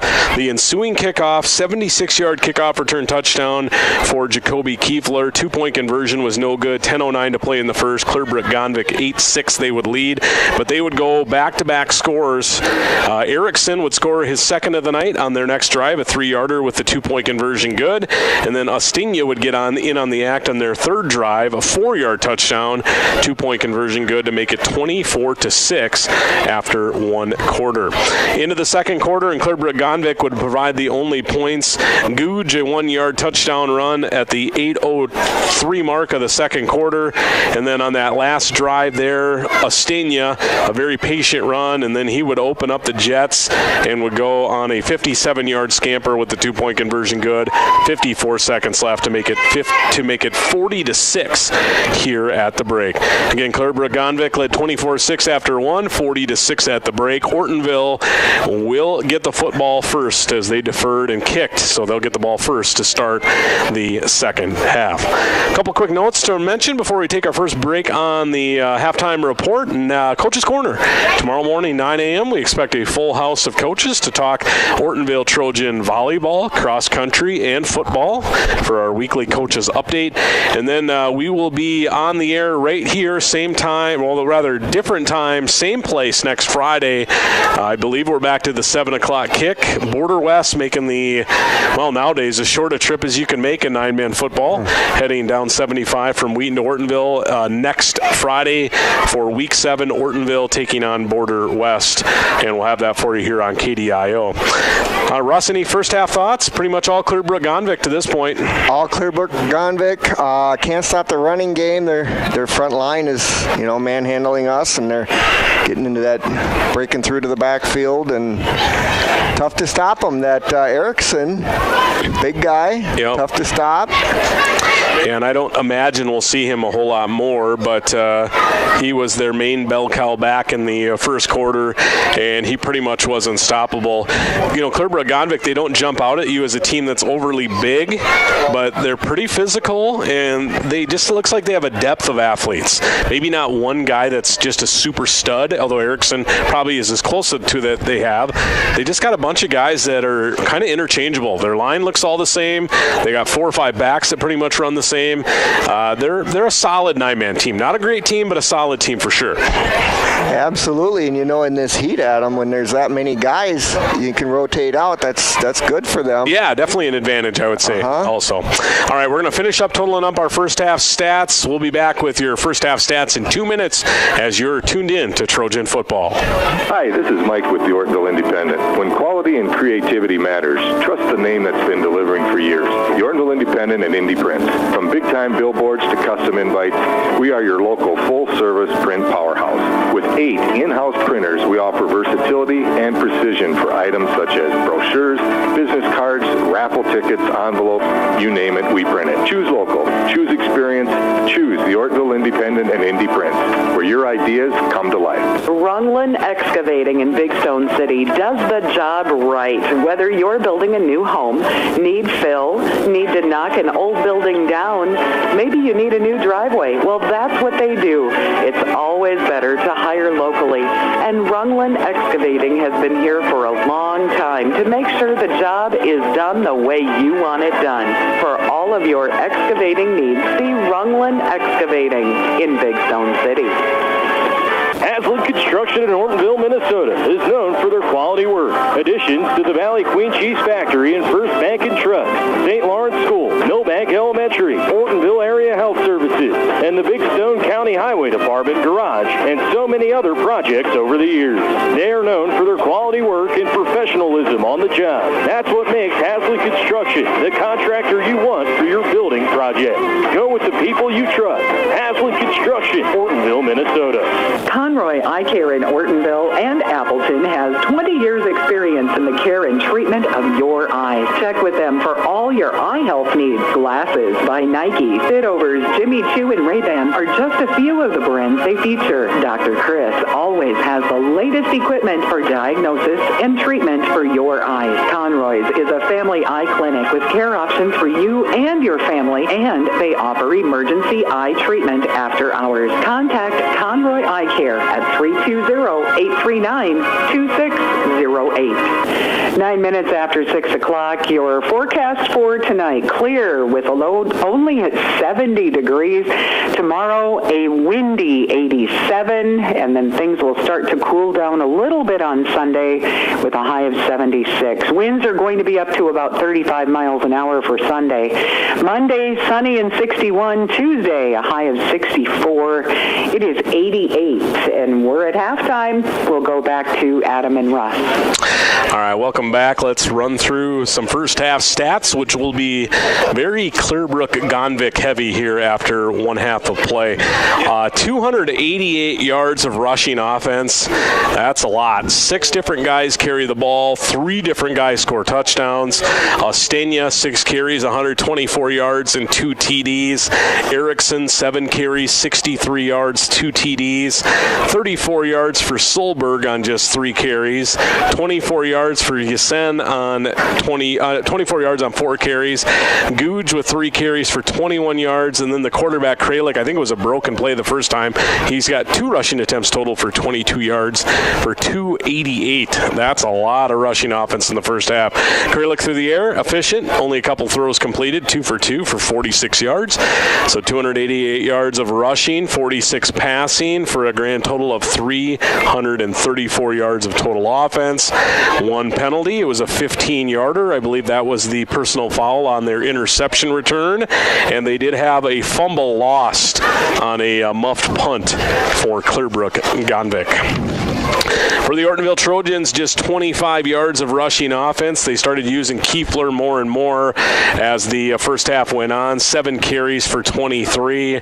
Yankee had some carries early, 3 carries for -3. And then Trayshawn Jones would get in the act a little bit as well. He had 5 carries for 5 yards for a total of 25 yards of rushing offense. Through the air, Kiefler 2 for 7, 30 yards passing. He did throw 2 interceptions. Bauer with 1 catch for 16. Martino Cochran 1 for 14. 30 total passing, 25 total rushing, 55 yards of total offense here at the break. For Ortonville, penalty-wise, 3 penalties for just 18 yards, rather 4 penalties, for 18 yards. And the Trojans did have those 2 interceptions, 2 turnovers here at the break. At the half, Clearbrook-Gonvick big here on the road, leading 40-6 on the Lewis Family Drug scoreboard. As this has been your halftime report, I guess, Russ, all you can do is set the clock to 12 minutes. You get the ball first to start the second half, and you got to go from there. Yeah, let's see what they can do, that opening possession. They did get 1 possession down to the inside the 10-yard line, so you never know. Yeah, you never know, but yeah, a big deficit.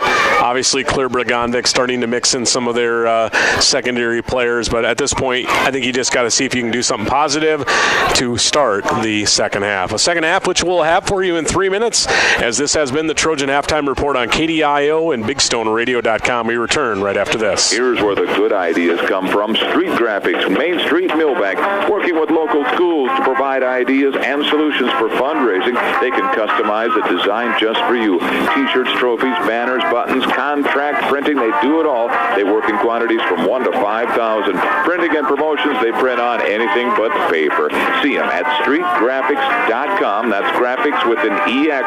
Main Street, Millbank, South Dakota, streetgraphics.com. Lewis Family Drug is your one-stop location. In addition to quality prescription and non-prescription drugs with free delivery, Lewis has a huge selection of everyday basics and name brands and specialty items, always at affordable prices. They carry seasonal items, fabrics, crafts, and groceries. Shopping at your local Lewis Drug is more simple and more rewarding than ever. Download the Lewis mobile app to add on-the-go convenience to your errands. Lewis Family Drug. Everyday savings close to home. Hi, this is Steve with Progressive Collision and Glass. Everyone wants their car looking great. Let my experienced staff at Progressive Collision and Glass help you. Whether it's accident damage, a cracked windshield, hail damage, or you just like your car cleaned and detailed and looking its very best. Did you know that we will even pick up your car and bring it to the shop for the needed repairs and detailing?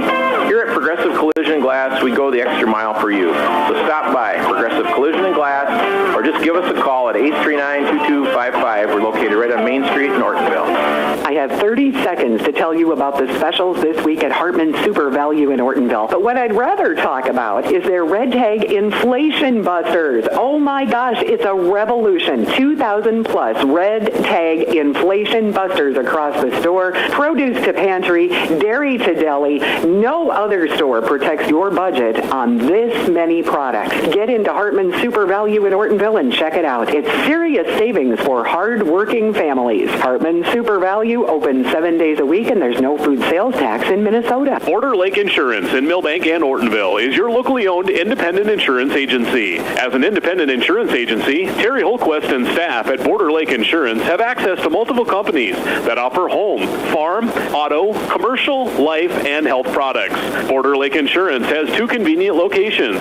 Stop by or call their Main Street office in Millbank, 605-432-5884. Or in Ortonville, call 320-839-6145. Located in the Senbank building. Border Lake Insurance. Insurance agents you can count on. Ortonville Area Health Services encourages you to get your flu vaccination this year. Flu shots are available at Northside Medical Clinic in Ortonville and at the Clinton Clinic during regular clinic hours. In addition to flu shots, OAHS also offers a wide range of preventative vaccinations, including flu, COVID, RSV, and pneumonia. Protect yourself and those around you. Give everyone a fighting chance against the flu this season. Call OAHS 320-839-6157 and schedule your flu shot today. Walk-ins are always welcome. You're listening to KDIO. It is Trojan football for your Friday night homecoming in Ortonville. I bet if there's food left at that tailgate, you could still grab a pulled pork sandwich tonight if you ran up there. We'll go back to Adam and Russ as we get started with quarter number 3. Yeah, welcome back. Before I turn it over to Russ, I guess I did see a kid walking around with a pulled pork sandwich, so I guess they're still serving a few. Crowd's good, so I'm guessing they've done well sales-wise, but they probably would let you in to buy a sandwich even if you don't want to stay for the game. Sure. Ortonville will get the ball first to start the second half. Russ is the play-by-play man, so I'll give it off to him. Thank you, Adam. I got Carls and Kiefler back to receive the opening kickoff. Carls and Kiefler back in. Here we go, Trojan!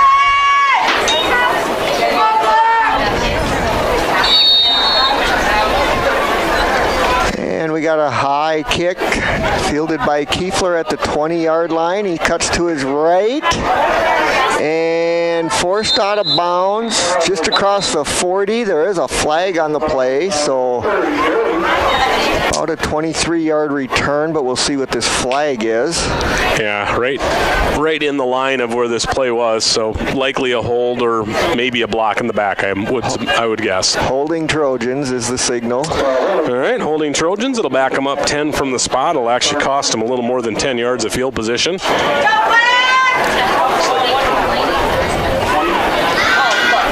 Back to the...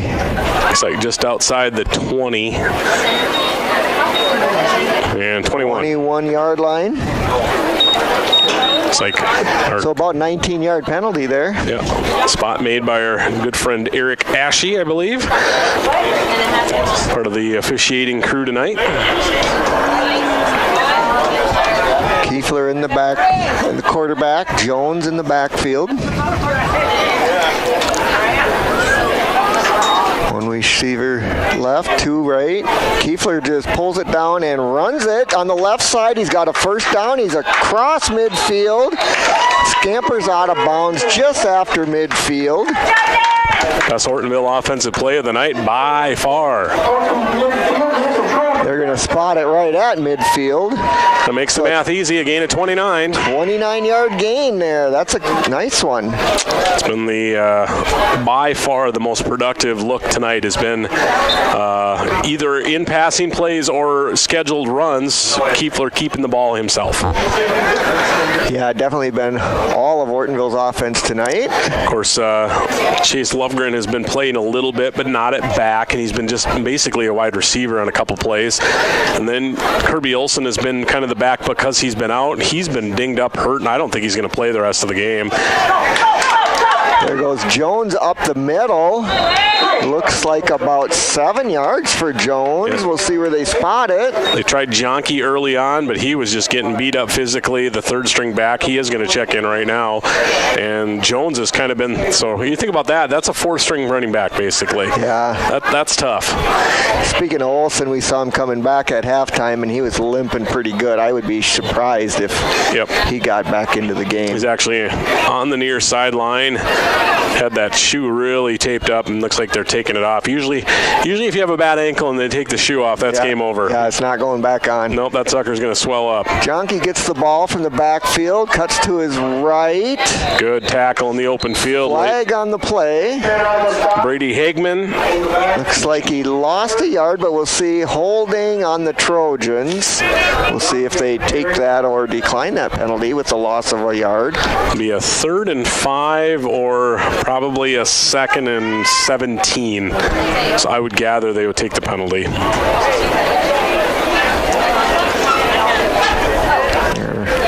Yep, they are taking the penalty. So we'll replay the down. No play there. Goes back across midfield to the Trojan 47. So they actually took it, basically marked it off from the end of the run, give or take. So 2nd and 13, something like that. So about a 9-yard penalty. Puts the Trojans back on their side of the 50-yard line. The pink flags, of course, for the October being Breast Cancer Awareness Month. That's right.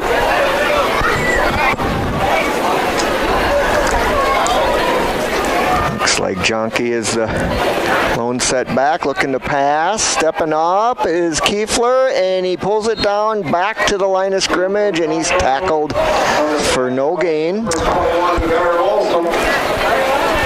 21 Olsen on the stop, no gain as the Clearbrook-Gonvick defense tightening up a little bit after that nice run to start the drive.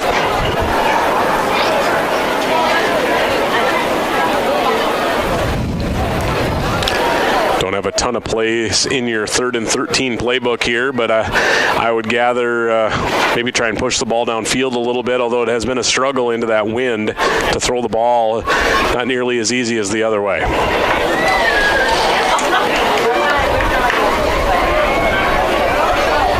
As they line up with Jones in the backfield. Lovegren is in the game high left side, and when he's been in, they've thrown him a deep ball.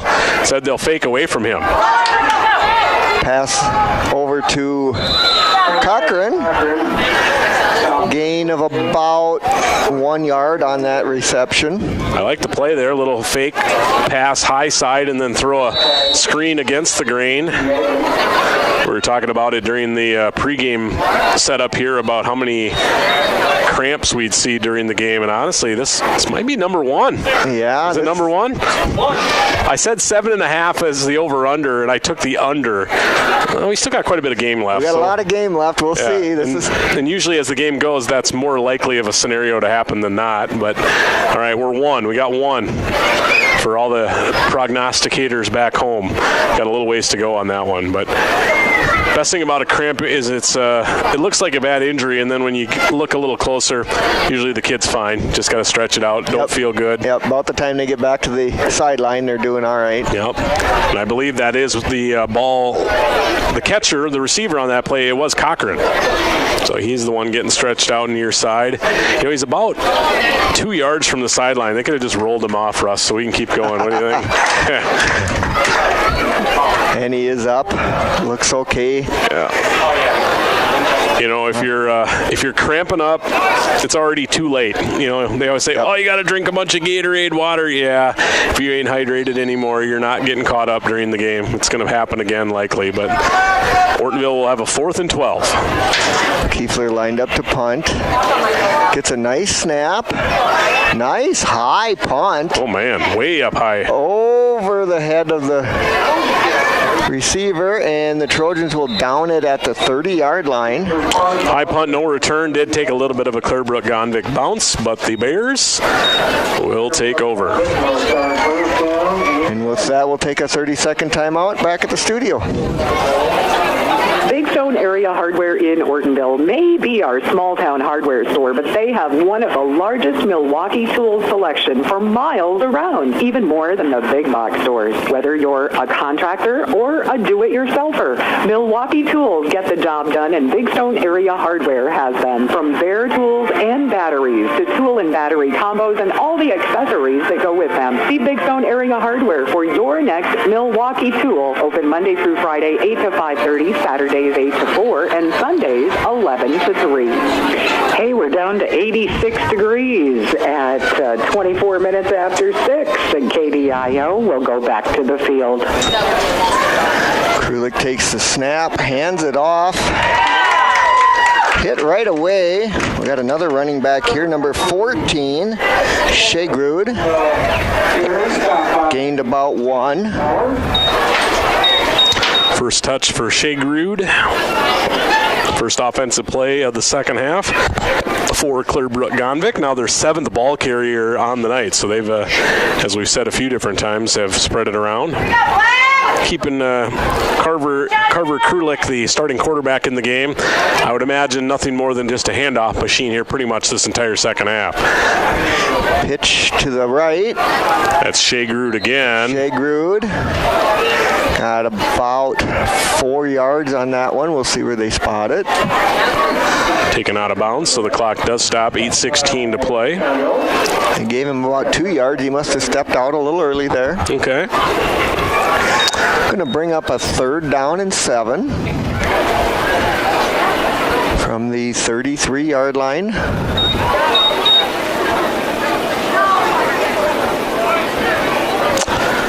So starting to see a little bit of a mix of some subs, but also some of the main linemen kind of mixed in for the Bears as well on a 3rd down and 7. Krulik takes the snap, pitches it to his left. Nice defensive play there. That was Shagrud, and he was met in the backfield by Sletton. Yeah, they had blockers leading that play. It looked like it was going to work, but he kind of snuck out in front and ahead and made a nice tackle. I'm going to give him a loss of 1 there. Nice tackle for loss there for Ashton Sletton. And Clearbrook-Gonvick will line up to punt. Punter is Engen. Kiefler back for the Trojans to receive. Not a real high punt. Hits the ground in front of Kiefler, who fields it off the 1 hop at about the 30-yard line. About a 4-yard return to the 34-yard line. Yasin with the tackle on special teams. And a 3-and-out and a punt. First punt of the night for Clearbrook-Gonvick. Gives Ortonville the ball back with 8 minutes to play in the 3rd quarter. Ortonville, 1st down and 10 from the 34.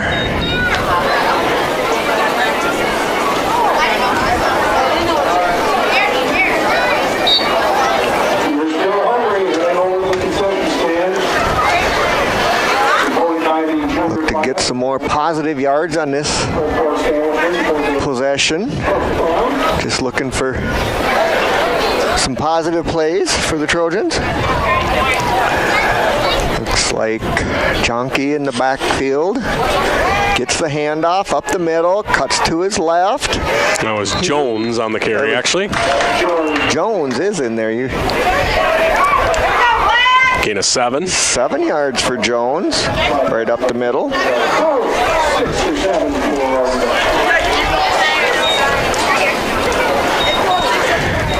Poking my head out the window. Nice homecoming crowd here on a, late July-like evening, I would say. There's times of year now you're already double socking and wearing a stocking cap and pants and a couple hoodies and, I guess there's worse things than 90. Yep.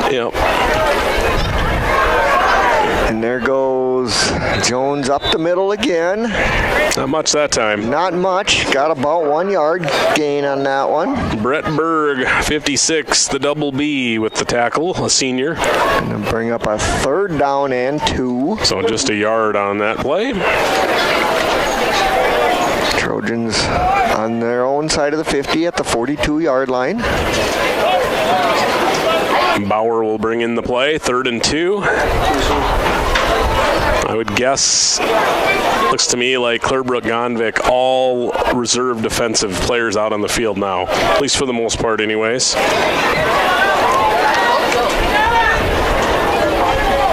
Trojans take the ball under center. Delayed handoff. Jones looking to his right, trying to fight off a tackle, but nothing doing. Lost a yard on that one. Play not for lack of effort. No, that delayed handoff play though, it just didn't have any rhythm from the very beginning, and there was just nothing Trojan could do there. He was going to lose yardage. He loses a couple. It's 4th and a long 3, close to 4.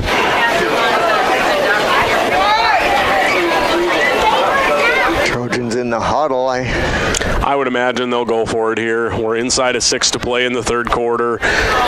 Still, rotating for the most part starters, the ones you have left anyways. Right. Going against their second-team defense, why not go for it? Hand off to Jones, bounces it to the left, and no shot. Right in the backfield. Loss. 3 or 4 yards, depending where they spot it. Shigrud with the tackle. Turnover on downs. 5:32 to play in the 3rd quarter. Looks like a loss of about 3 yards on that one. The Clearbrook-Gonvick football working right to left with whatever wind is left on your radio dial on this nice Friday early evening. Good starting field position for the Bears, the Ortonville 38-yard line.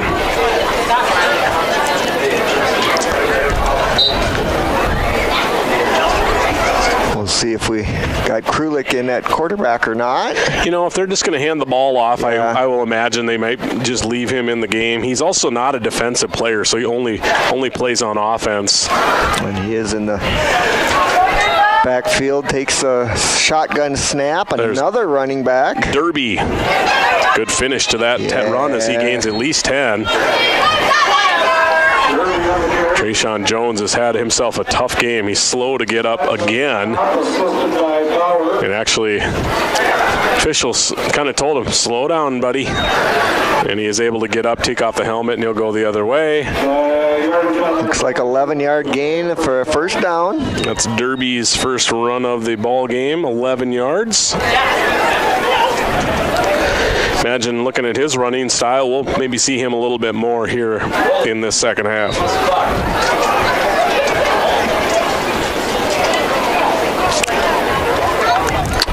Sure, some of the officials, they might have to take off of their regular job a little early, but they're going to get home a little earlier as well, so they probably appreciate that. Sure.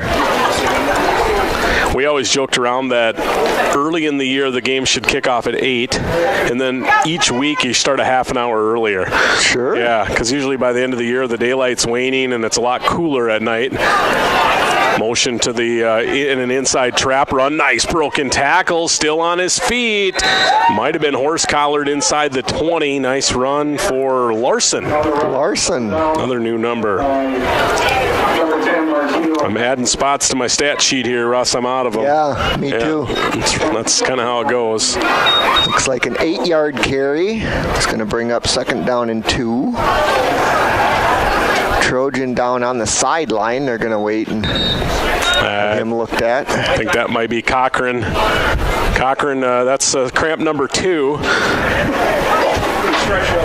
He's on the sideline, though, so I don't know if that counts or not. We'd have to maybe go to a ruling. They did stop the game, though, so I think that does count. So that's cramp number 2 here. And Cochran has been the guilty party in both regards. As I think what the officials have decided is they're just going to take a little bit of time to give everybody a bit of a water break here as well.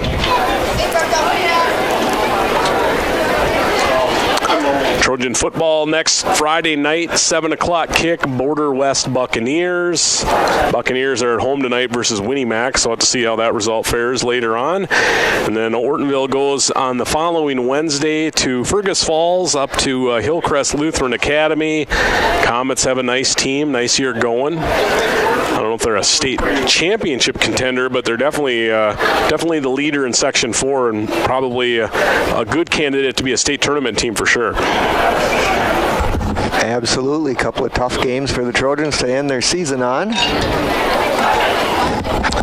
Then we'll have to see in the current, I believe, 6-team format. The first and second seeds would get first-round byes, and the opening round of the section playoffs would be 6 at 3 and 5 at 4, I believe is how they would structure that. And Ortonville, likely a 6th seed, will go to wherever number 3 ends up. Look like Hancock and Rosse, a couple potential options there. Cochran's still down. He was laying down on the sideline, everybody's standing, but it's still kind of a dangerous spot to be in. If the ball comes your way, you wouldn't be able to get out of the way. But now he is up and kind of back behind the group. Krulik takes a snap, hands off, up the middle goes Shigrud. Something doing there. Stuffed right at the line of scrimmage. It's like Haugen, Sletton, maybe Nelson in on the stop. Kind of a group effort there. I'm going to give them a -1 on that one. They did back the marker up to about 3rd down and 3. Okay. They are back to the 19-yard line. Certainly 4-down territory here for the Bears. As Derby will go all the way over to their sideline for the play call. They are not in any particular hurry here either. Play clock running, 3.5 minutes to go. 3rd quarter on the Lewis Family Drug scoreboard. Direct snap there to Derby. Hands off to number 12, Larson. Trying to find some room. He's bouncing all over the place. That was a number 12, you said? 12, Larson. Do you have a 12 on your roster? I don't have a 12 on my... I got a Larson. Okay. On the roster the coach gave us, there is no 12, but on the game roster there is. So his first carry of the night.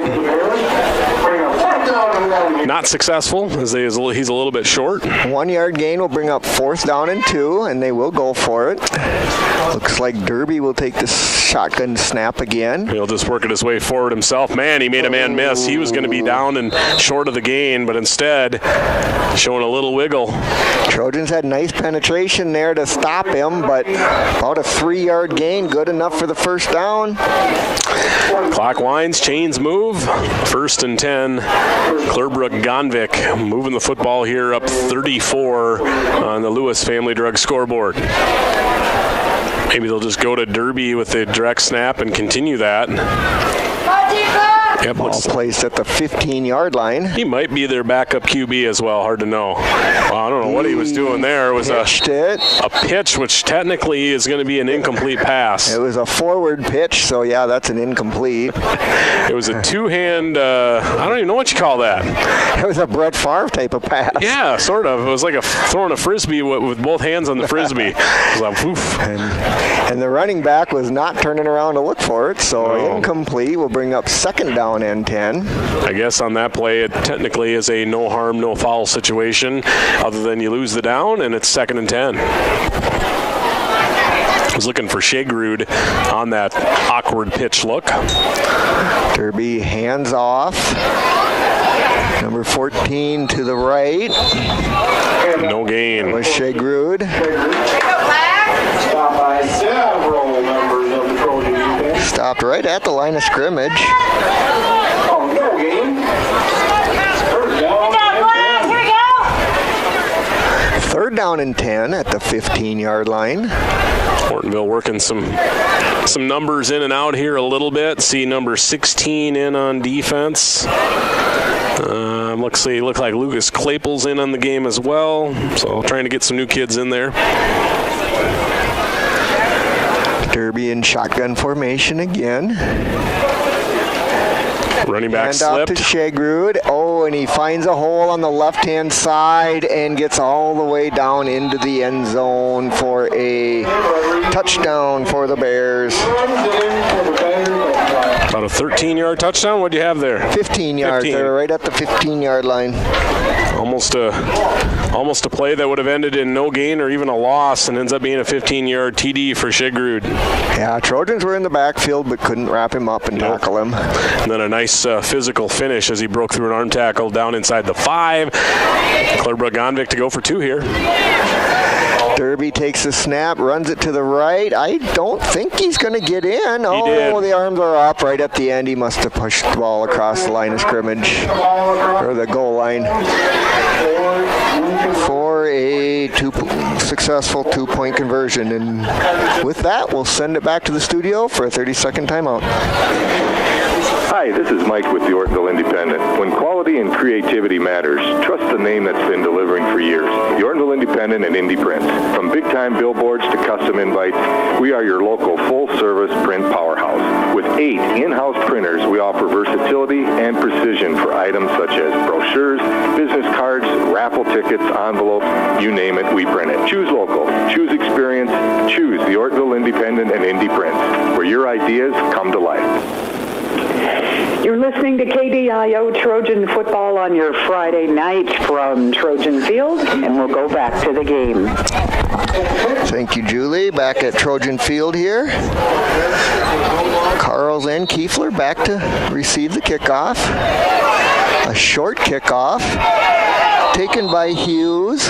Lost his footing And went down, and you can't get back up in high school football. So no return on that.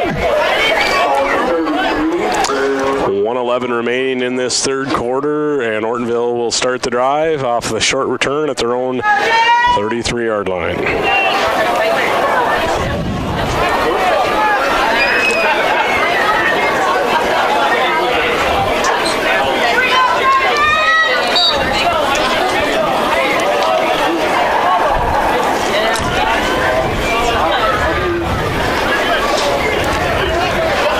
Still in at quarterback.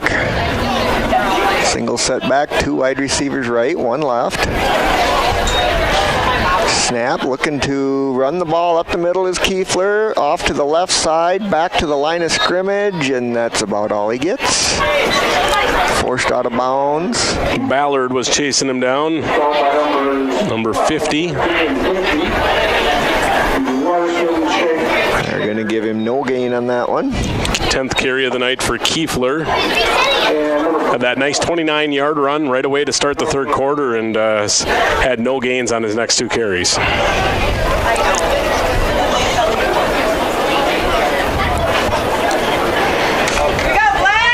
Trojans will line up 2nd down and 10 on their own 35-yard line.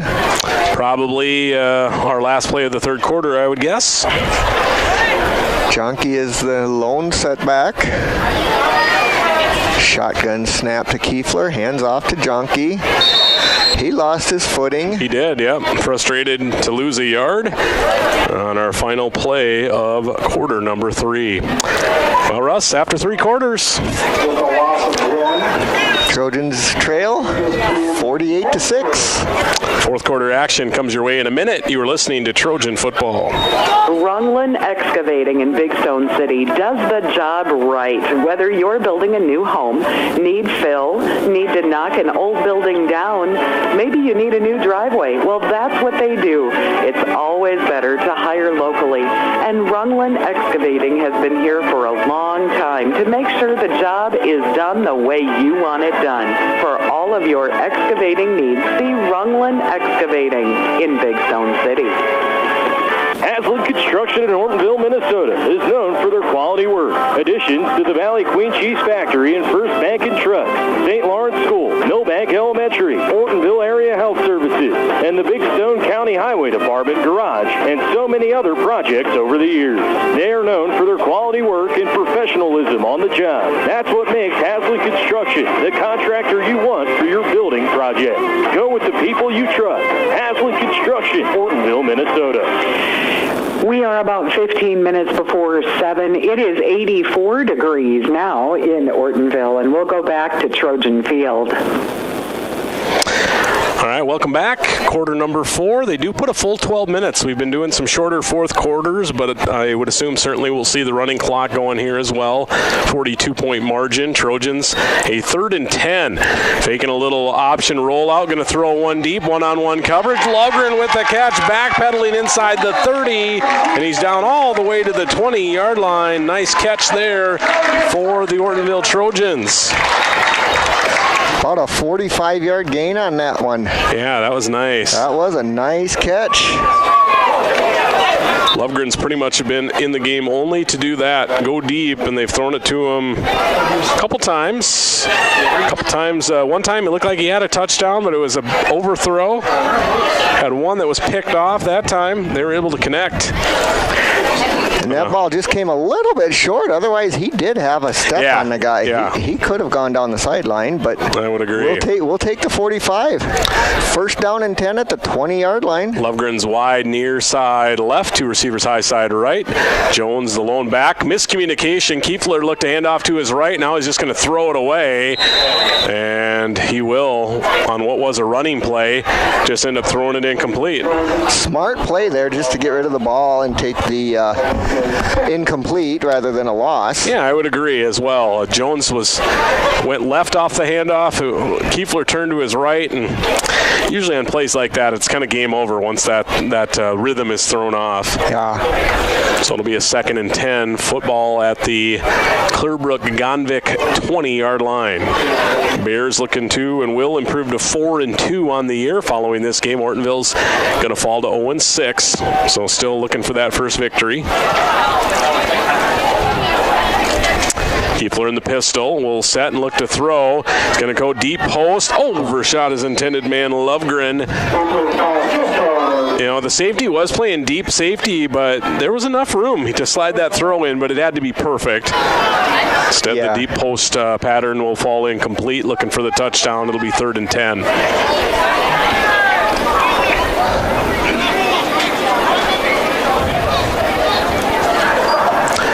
Clock rolling as actually starting to turn more and more into a beautiful evening as we work our way into the evening hours here, Russ. Yeah, it is cooling off. A little bit. I need a sweatshirt by the end of the game. I don't think so. No. It's still 84. My AC will probably be running when I get into my truck here in a little bit. It's all right. 3rd and 10, Trojans at the Clearbrook-Gonvick 20. Kiefler setting back to throw. Flush from the pocket. Rolls to his left. Goes more to his left. He's just going to throw it. Tipped. Lovgren hit as he slipped. Ball also ends up going incomplete. Good job by Kiefler to just keep that play alive for a little bit longer than it could have been. And I guess forced to throw, but it wasn't a throw that was either going to be incomplete or an interception. It was tried to squeeze one in there and end up being incomplete. 4th down. Trojans will go for it, I would presume, as we're already 3 minutes into our 4th quarter here.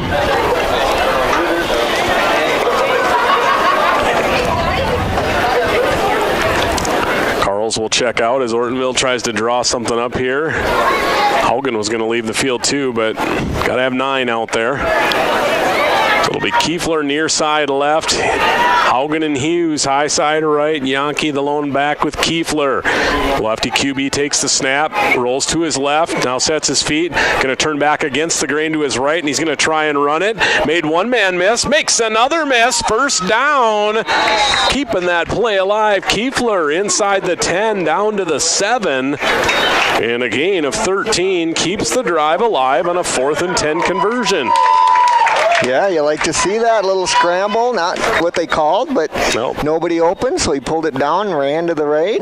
There was one guy, I think it was the middle backer, who was kind of reading the play, and once he started to run to his right, he knew he wasn't going to throw it, but he just whiffed on the tackle. Kiefler made a miss. It was a nice play. And so Ortonville is set up 1st and goal from the 9.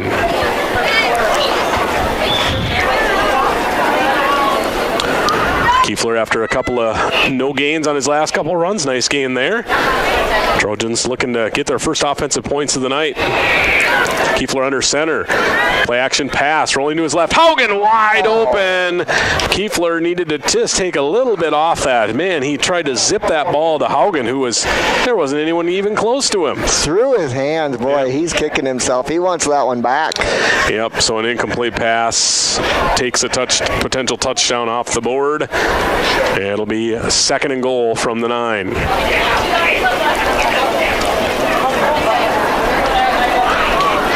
Trojans able to move the ball a little bit against this second team group for Clearbrook-Gonvick defensively, but they've yet to score it all here in this second half. Trying to do that here on this drive with 6:45 to play in the football game. Football right hash, or close to the right hash. Kiefler in the pistol. 2 receivers to his right, 1 to his left. Going to try Trojan Jones, running room left side, cuts to the outside, bulldozing at the goal line, and he's going to fall into the end zone for a 9-yard Trojan Trojan Jones touchdown. He put his head down, decided he was not going to get stopped. He was going into the end zone. And the Trojans, for the first time tonight, offensively put some points on the board. As again, as we said, they have a special teams touchdown. And now they'll look to go for 2 here, I would presume, down 48-12. They do stop the clock on this dead ball play with 6:29 to play in the football game. Jones the back, fake it to him, sprint out, Kiefler, going to try and get to the edge, takes a block and just squeaks his way near the pylon into the end zone for the 2-point conversion. It is good. 48-14, all Clearbrook-Gonvick, but Ortonville gets a second half score. And on the Lewis Family Jump scoreboard, they trail 48-14. We'll be back with more Trojan football in 30 seconds. Conroy Eye Care in Ortonville and Appleton has 20 years experience in the care and treatment of your eyes. Check with them for all your eye health needs. Glasses by Nike, Fitovers, Jimmy Choo, and Ray-Ban are just a few of the brands they feature. Dr. Chris always has the latest equipment for diagnosis and treatment for your eyes. Conroy's is a family eye clinic with care options for you and your family, and they offer emergency eye treatment after hours. Contact Conroy Eye Care at 320-839-2608. 10 minutes before 7 at KDIO, and we are on the air with Trojan football with Adam and Russ. And we welcome you back here, Ortonville Trojan football on KDIO. Of course, our video and audio stream, bigstoneradio.com. Be sure to give us a subscribe and a watch on YouTube. We are KDIO Radio. You can also enable notifications if you so desire, and then it will push those live events to you when they come.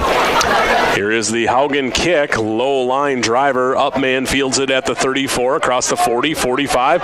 Running room, midfield, being drugged by a tackler. Rather finally able to hold back Eric Larson, number 8, to avoid a potential kick return touchdown. As the clock continues to roll, it's Clearbrook-Gonvick football.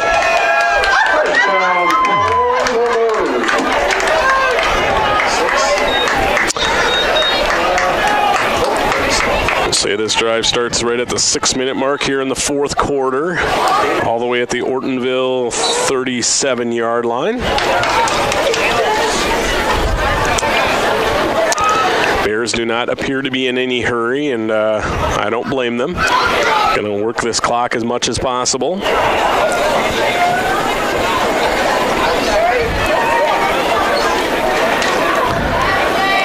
Say they have Derby still in at QB.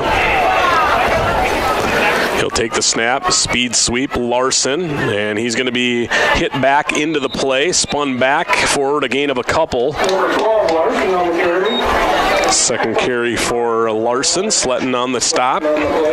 It'll be a gain of 2, second down and 8. As this next play will be snapped inside 5 minutes to play in the football game. I was doing the math. I'm thinking on the road by 7:30, so probably still going to get home around midnight up to the north. So that extra 2 hours early, that really makes a difference, I would say. Otherwise, you're looking at 2 a.m. or something like that, and I don't think anybody wants to do that. No. Derby with Shigerud to his left. Both Larsons in at wing backs as they go double wing, double tight end. And Derby is just waiting to snap this ball. He's going to use every second of game clock as the other Larson motions to the backfield. Inside trap, give to him. He'll cut it upfield. Holding on is one of the Trojan defenders to make the stop as they blow the play dead. Not sure exactly who the tackle was. Maybe 62, Steven Hernandez, I believe. That's a gain of 4 on the play. Second carry of the night that's the other Larson on the roster, Eric, I believe. Yep, 2 Larsons in there.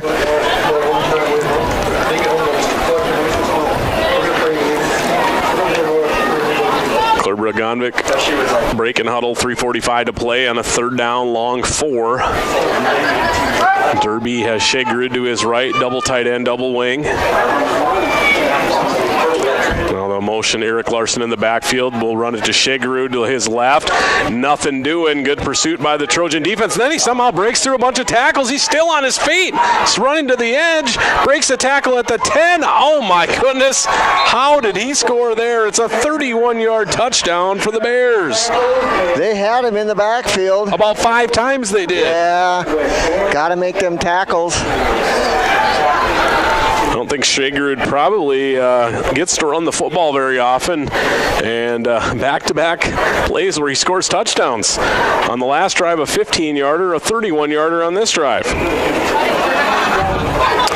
Bears up over the 50-point threshold here, and a 2-point try coming, leading 54-14. 3:22 to play here in the football game tonight.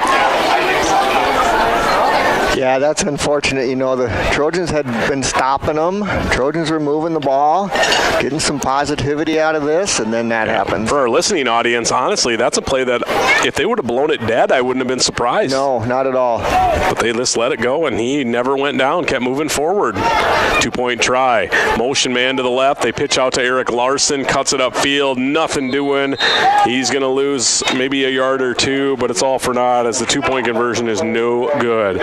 Big run by Shigerud. Clearbrook-Gonvick 54 with a 54-14 lead. On the Lewis Family Drug scoreboard, we'll bring you back to Trojan Field in 30 seconds. Here's where the good ideas come from. Street Graphics, Main Street, Millbank, working with local schools to provide ideas and solutions for fundraising. They can customize a design just for you. T-shirts, trophies, banners, buttons, contract printing, they do it all. They work in quantities from 1 to 5,000. Printing and promotions, they print on anything but paper. See them at streetgraphics.com. That's graphics with an EX. Main Street, Millbank, South Dakota, streetgraphics.com. We are sitting just a few minutes in front of 7 o'clock. The sun's starting to set here in Ortonville, and we'll go back to more of our game. Kind of a surprise big play touchdown there for Clearbrook-Gonvick. Shigerud's second of the night. And they are back up by 40. Here's the ensuing kick coming from Clearbrook-Gonvick. Off the side of the kicker's foot, far side. Stays in bounce on the bounce. It's picked up by Hughes at the 26. Run into one of his own guys and then spun down by Derby near the 30-yard line. Yeah, that ball looked to be going out of bounds. It would have been a penalty, but it rolled back in. And live ball, so someone had to do something with it. Yep. So they pick it up. And Ortonville likely, I would gather, starting the final drive of this football game from their own 30-yard line here late in the fourth quarter, inside of 3 minutes to play. Jones still the deep back set. Kiefler in the pistol. Takes the snap. Motion man to Cochran. He's going to look to throw. Launching for Lovegren. Underthrown. Tried to tiptoe the sideline and stay in bounds. The official says no, though. The back judge waves off the catch as it's an incomplete pass. Hey, why not? you know what? The only thing I don't like about that is it's a play maybe you could have saved for a game where it was close, but, you know, at some point maybe you got to just run those types of plays. And Cochran is Ortonville's backup quarterback, so he should have the ability to make that throw. And honestly, it wasn't a terrible throw. It was underthrown, but it was in the right area. Yeah. Maybe a little bit under-sauced, as they say, but Lovegren did his best job impersonating our good friend Chris Carter. All he does is catch first downs and touchdowns, but not that time. Rolling out, looking to throw, now a deep ball attempt. Lovegren is open, on the move, it's caught at the 35, holds his footing, inside the 20, 10, it's a 70-yard touchdown.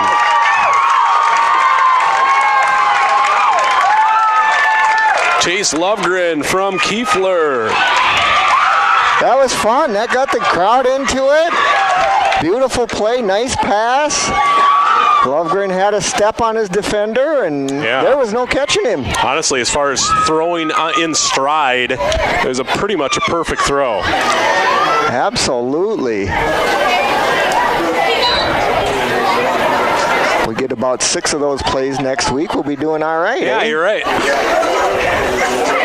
70 yards. They've been trying for Lovegren on those deep balls all game. He's caught one other one. Had a touchdown early that was just overthrown out of his reach.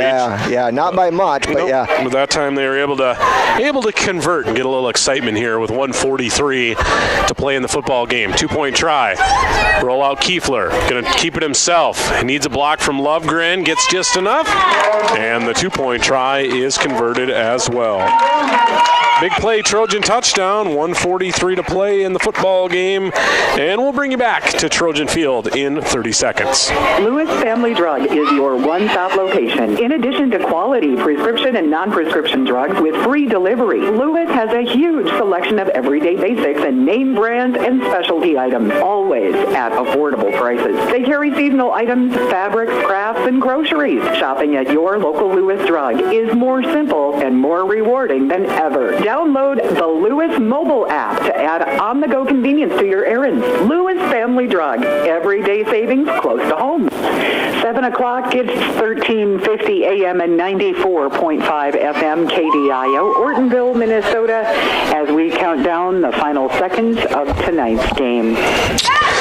All right, big play touchdown there. Kiefler to Lovegren, 70 yards on the nose. As we bring you back to the action here, Trojan ensuing kick. Steven Hernandez has it teed up at the Trojan 40. Low line drive kick, a bounce, and picked up by Derby at the 23. He'll try the far side, and he's just going to run out of bounds at the 30.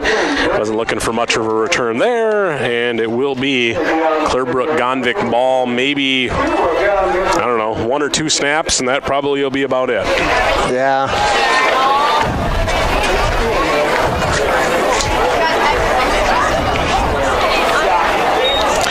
Do a post-game show, wrapping this one up. It'll be pretty brief and short, but we'll run through the scoring and, of course, talk about some of our stats as well here in this one.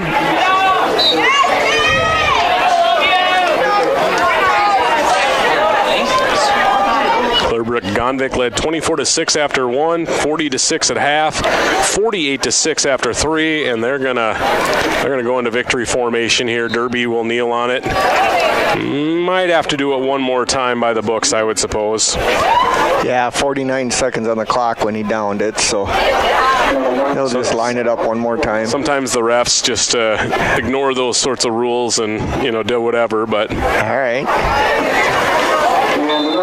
And there's the final play. Yep, and that's going to be it. So, final score, Lewis Family Drug scoreboard, 54-22. It is Clearbrook-Gonvick over Ortonville here on a homecoming Friday night.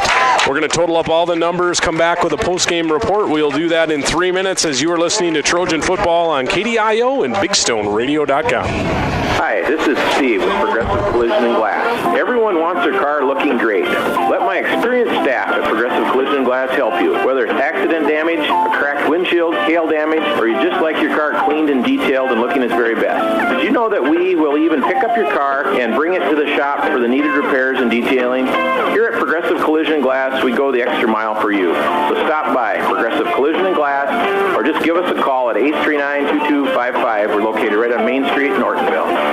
Prices are falling this week at Hartman Super Value in Ortonville. Pick up Land O'Lakes butter, assorted packages $3.99. Chobani Greek yogurt, 8 for $8.88. Boneless country style ribs are $2.49 a pound. Golden Plump boneless small pack chicken breast for $3.99 a pound. Essential everyday pasta sauce, assorted varieties 2 for $4. And pick up Essential Everyday Pasta, 79 cents a package this week.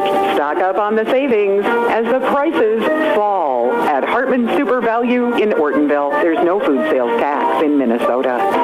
Border Lake Insurance in Millbank and Ortonville is your locally owned independent insurance agency. As an independent insurance agency, Terry Holquist and staff at Border Lake Insurance have access to multiple companies that offer home, farm, auto, commercial, life, and health products. Border Lake Insurance has 2 convenient locations. Stop by or call their Main Street office in Millbank, 605-432-5884. Or in Ortonville, call 320-839-6145. Located in the Bank Building. Border Lake Insurance. Insurance agents you can count on. Ortonville Area Health Services offers professional driving assessments to help you or your loved one stay safe and confident behind the wheel. Whether you're recovering from an injury, adjusting to new medications, or noticing age-related changes in vision or mobility, this evaluation can help. Each assessment is conducted by Wayne Dardis, a licensed occupational therapist and driver rehabilitation professional, and includes cognitive screening, vision screening, and physical assessment. To schedule your driving assessment, call OAHS 320-839-6157. Big Stone Area Hardware in Ortonville may be our small-town hardware store, but they have one of the largest Milwaukee tool selection for miles around, even more than the big box stores. Whether you're a contractor or a do-it-yourselfer, Milwaukee Tools get the job done, and Big Stone Area Hardware has them. From bare tools and batteries to tool and battery combos and all the accessories that go with them. See Big Stone Area Hardware for your next Milwaukee tool. Open Monday through Friday, 8 to 5:30, Saturdays 8 to 4, and Sundays 11 to 3.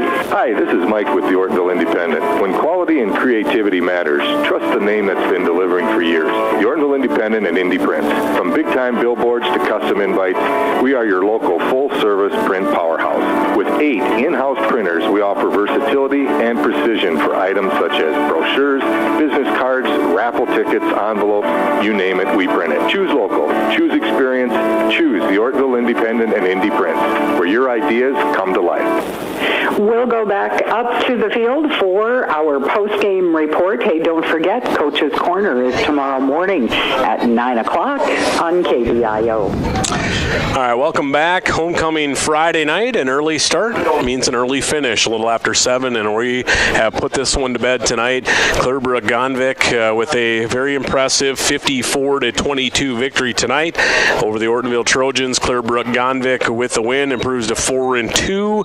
Ortonville's loss falls them to 0-6 on the season. I just thought overall, Russ, it was a balanced attack from Clearbrook-Gonvick. They were, they didn't make a lot of mistakes. Blocking, I thought, was solid up front. They had a versatile running game where they had different guys to get involved, and I think just overall they're just a lot better football team, a little bit bigger, a little bit faster, and they played a really good game tonight as well. Yeah, they did. Like you said up front, the lines kind of dominated for Clearbrook-Gonvick. Late in the game, the Trojans got some positivity, got the ball moving a little bit, and slowed them down aside from that one big run. Mm-hmm. But Yeah, Clearbrook just the better team tonight. I would agree as well. Quarter scores, Ortonville would trail Clearbrook-Gonvick 24-6 after 1. Clearbrook-Gonvick opened the game on a drive, an Erickson touchdown would put them up early. They were very good with their 2-point conversions as well. Honestly, I'm not even sure. They had one 2-point conversion, no good, and that was their last one. The last one, yep. Yeah, otherwise they were a perfect 6 for 6 prior to that opportunity. Ortonville's lone first half score would be the ensuing kickoff. It was a Kiefler 76-yard return for a touchdown to make it 8-6, but Clearbrook-Gonvick would answer with back-to-back scores. Erickson, a 3-yarder, Ostenia, a 4-yarder. They would go up 24-6 after 1. Googe and Ostenia would add touchdown runs in the second quarter to make it 40-6. Shegerud would score again in the third to make it 48-6. That would be our score after 3. And then Ortonville would score twice with one score in between it for Clearbrook-Gonvick in the fourth. Tresean Jones, a 90-yard touchdown run with a 2-point conversion good. Kiefler, a 70-yard touchdown pass to Lovegren with the 2-point conversion good. And then Shegerud had a 31-yard touchdown run between those to end up getting our scoring here tonight. 54-22 your final. All right, let's burn through some quick stats for you here. Hey, Russ, why don't you got your stats totaled up? Why don't you do some here? I got the Trojans rushing. They ended up with about 85 yards. Passing after that 70-yard touchdown, they ended with 146 for a total of 231 yards. All right. Hey, we must be doing something right. We were 1 yard off. All right. That's pretty good. That'll work. Yeah, leading rusher was Kiefler, 10 carries for 65. Lovegren ended up with 2 catches for 116 yards and a touchdown, so maybe a new role for him playing receiver. I'm not sure long-term if that's where he'll stick, but it looks like he does have the ability to make some big plays on the outside, so that's nice to see. Yeah, he gets open, he gets downfield, and when he gets the ball, he's gone. Yeah, for sure. He's got good wheels. Trojans 5 penalties, 27 yards, 2 turnovers, both interceptions. Again, what was it, 230? We'll say 231 and a half. There you go. Total yards. There you go. All right, I got Clearbrook-Gonvick's here. I'm not going to give all the individual stats rushing because they ended up having 10 guys carry the ball in this game. I believe I believe I have that right. We would be here all night, Adam. We might be. 124 yards for ended up being their leading rusher, Ostenia. Erickson early was really good, 7 carries for 63, scored twice. Shegerud ended up with 7 carries for 47. He scored 2 touchdowns as well. They ended up with 364 rushing yards in this game. That is a impressive total. 46 yards receiving, 410 total, 1 penalty for 15, 1 turnover. It was a lost fumble. All right, Coach's Corner tomorrow morning, 9 a.m., so be sure to join us for that. Our next football broadcast next Friday night, Ortonville hosting Border West, 6:45 pregame, and a 7 o'clock kick here on KDIO. Well, Russ, another one bites the dust. We can cross this one off our list and move on to week number 7. Absolutely. Next week, like you said, 7 o'clock, right back here at Trojan Field, back-to-back home games for the Trojans. As always, want to thank Julie for doing a great job back at the studio, for all of our Trojan sponsors, including our video stream sponsor, Ortonville Area Health Services. I'm Adam DeShiel saying goodnight one last time from Trojan Field. Homecoming, Ortonville falls short to Clearbrook-Gonvick by a final score of 54-20.